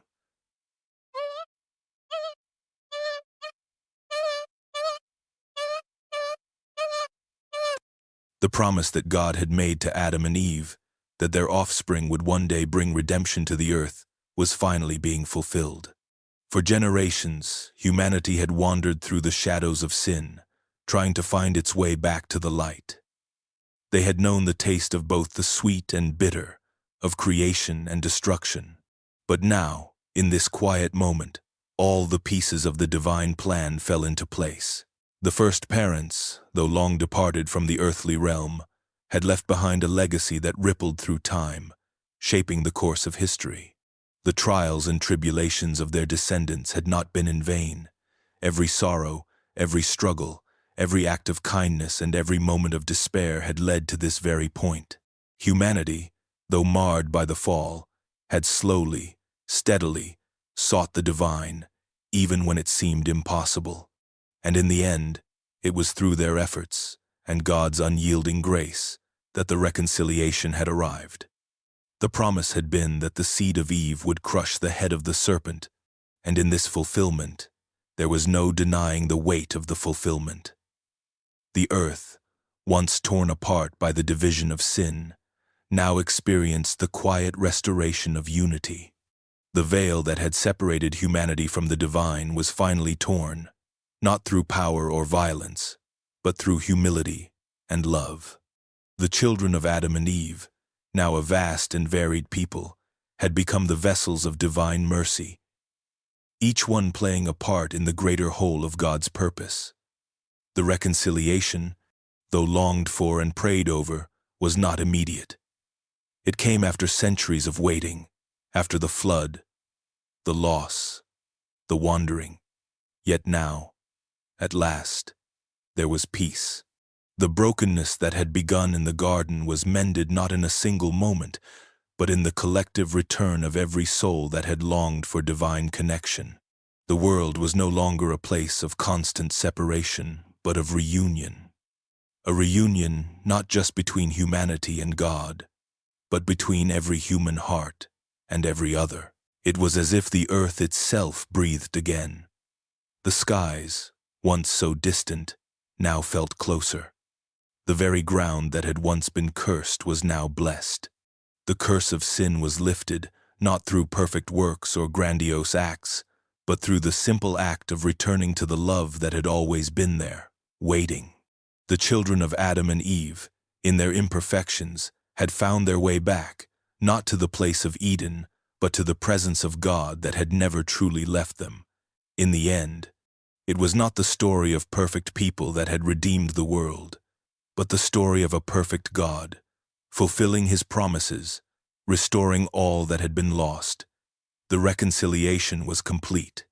The promise had returned, not in the way humanity had imagined, but in the way it had always been meant to be, through grace, through love, and through the deep, unyielding connection between humanity and the divine.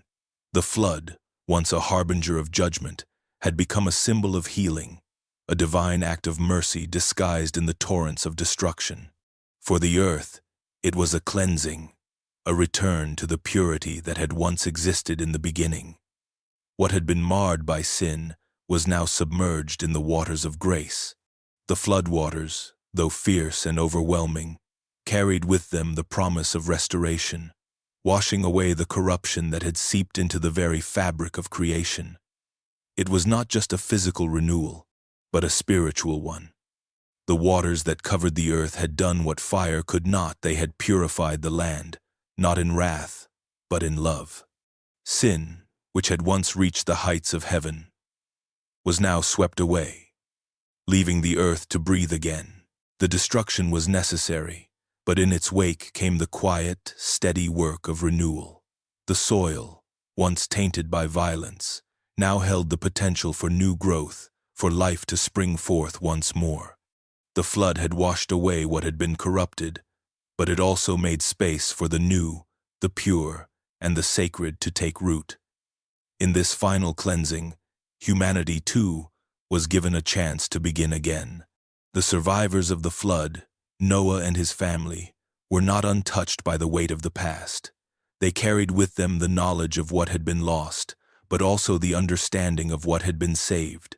They stood as the bridge between the old world and the new, their very existence a testament to the divine faithfulness that had never wavered, even in the face of humanity's failures. As the waters receded, and the ark rested upon the mountains, the earth revealed its scars, but also its potential for rebirth.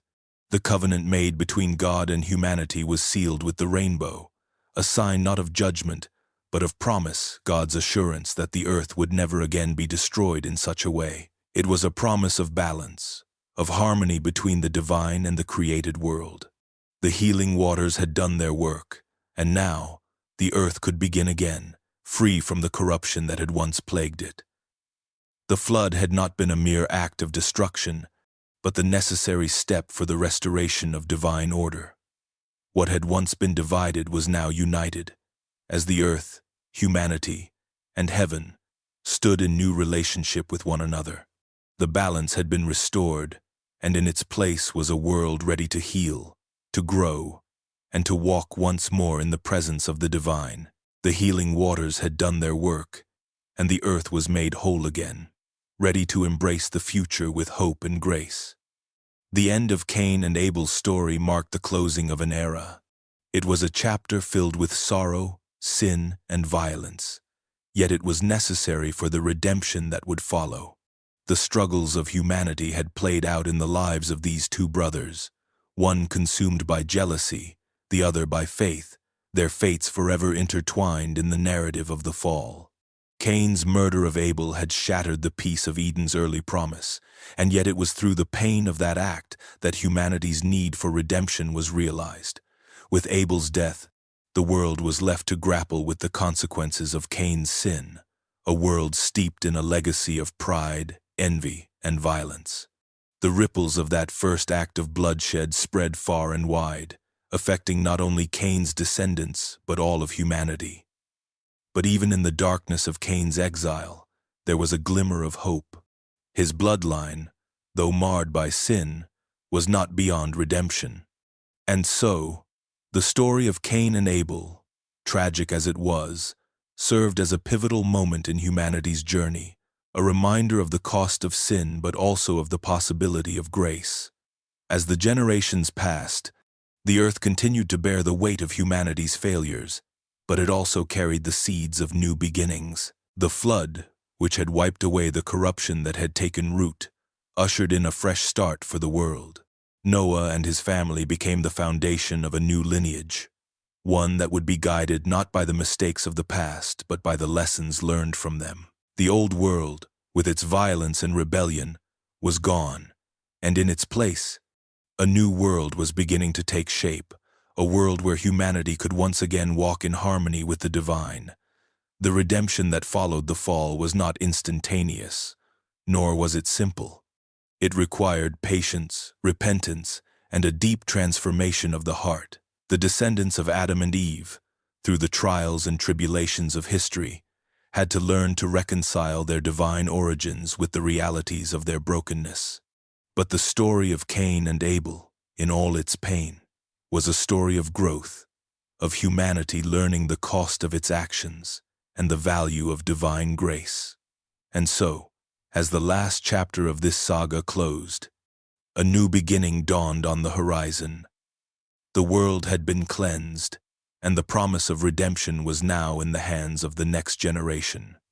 It was a world forever changed, but with the hope that humanity, though flawed, could rise again and walk in the light of divine grace.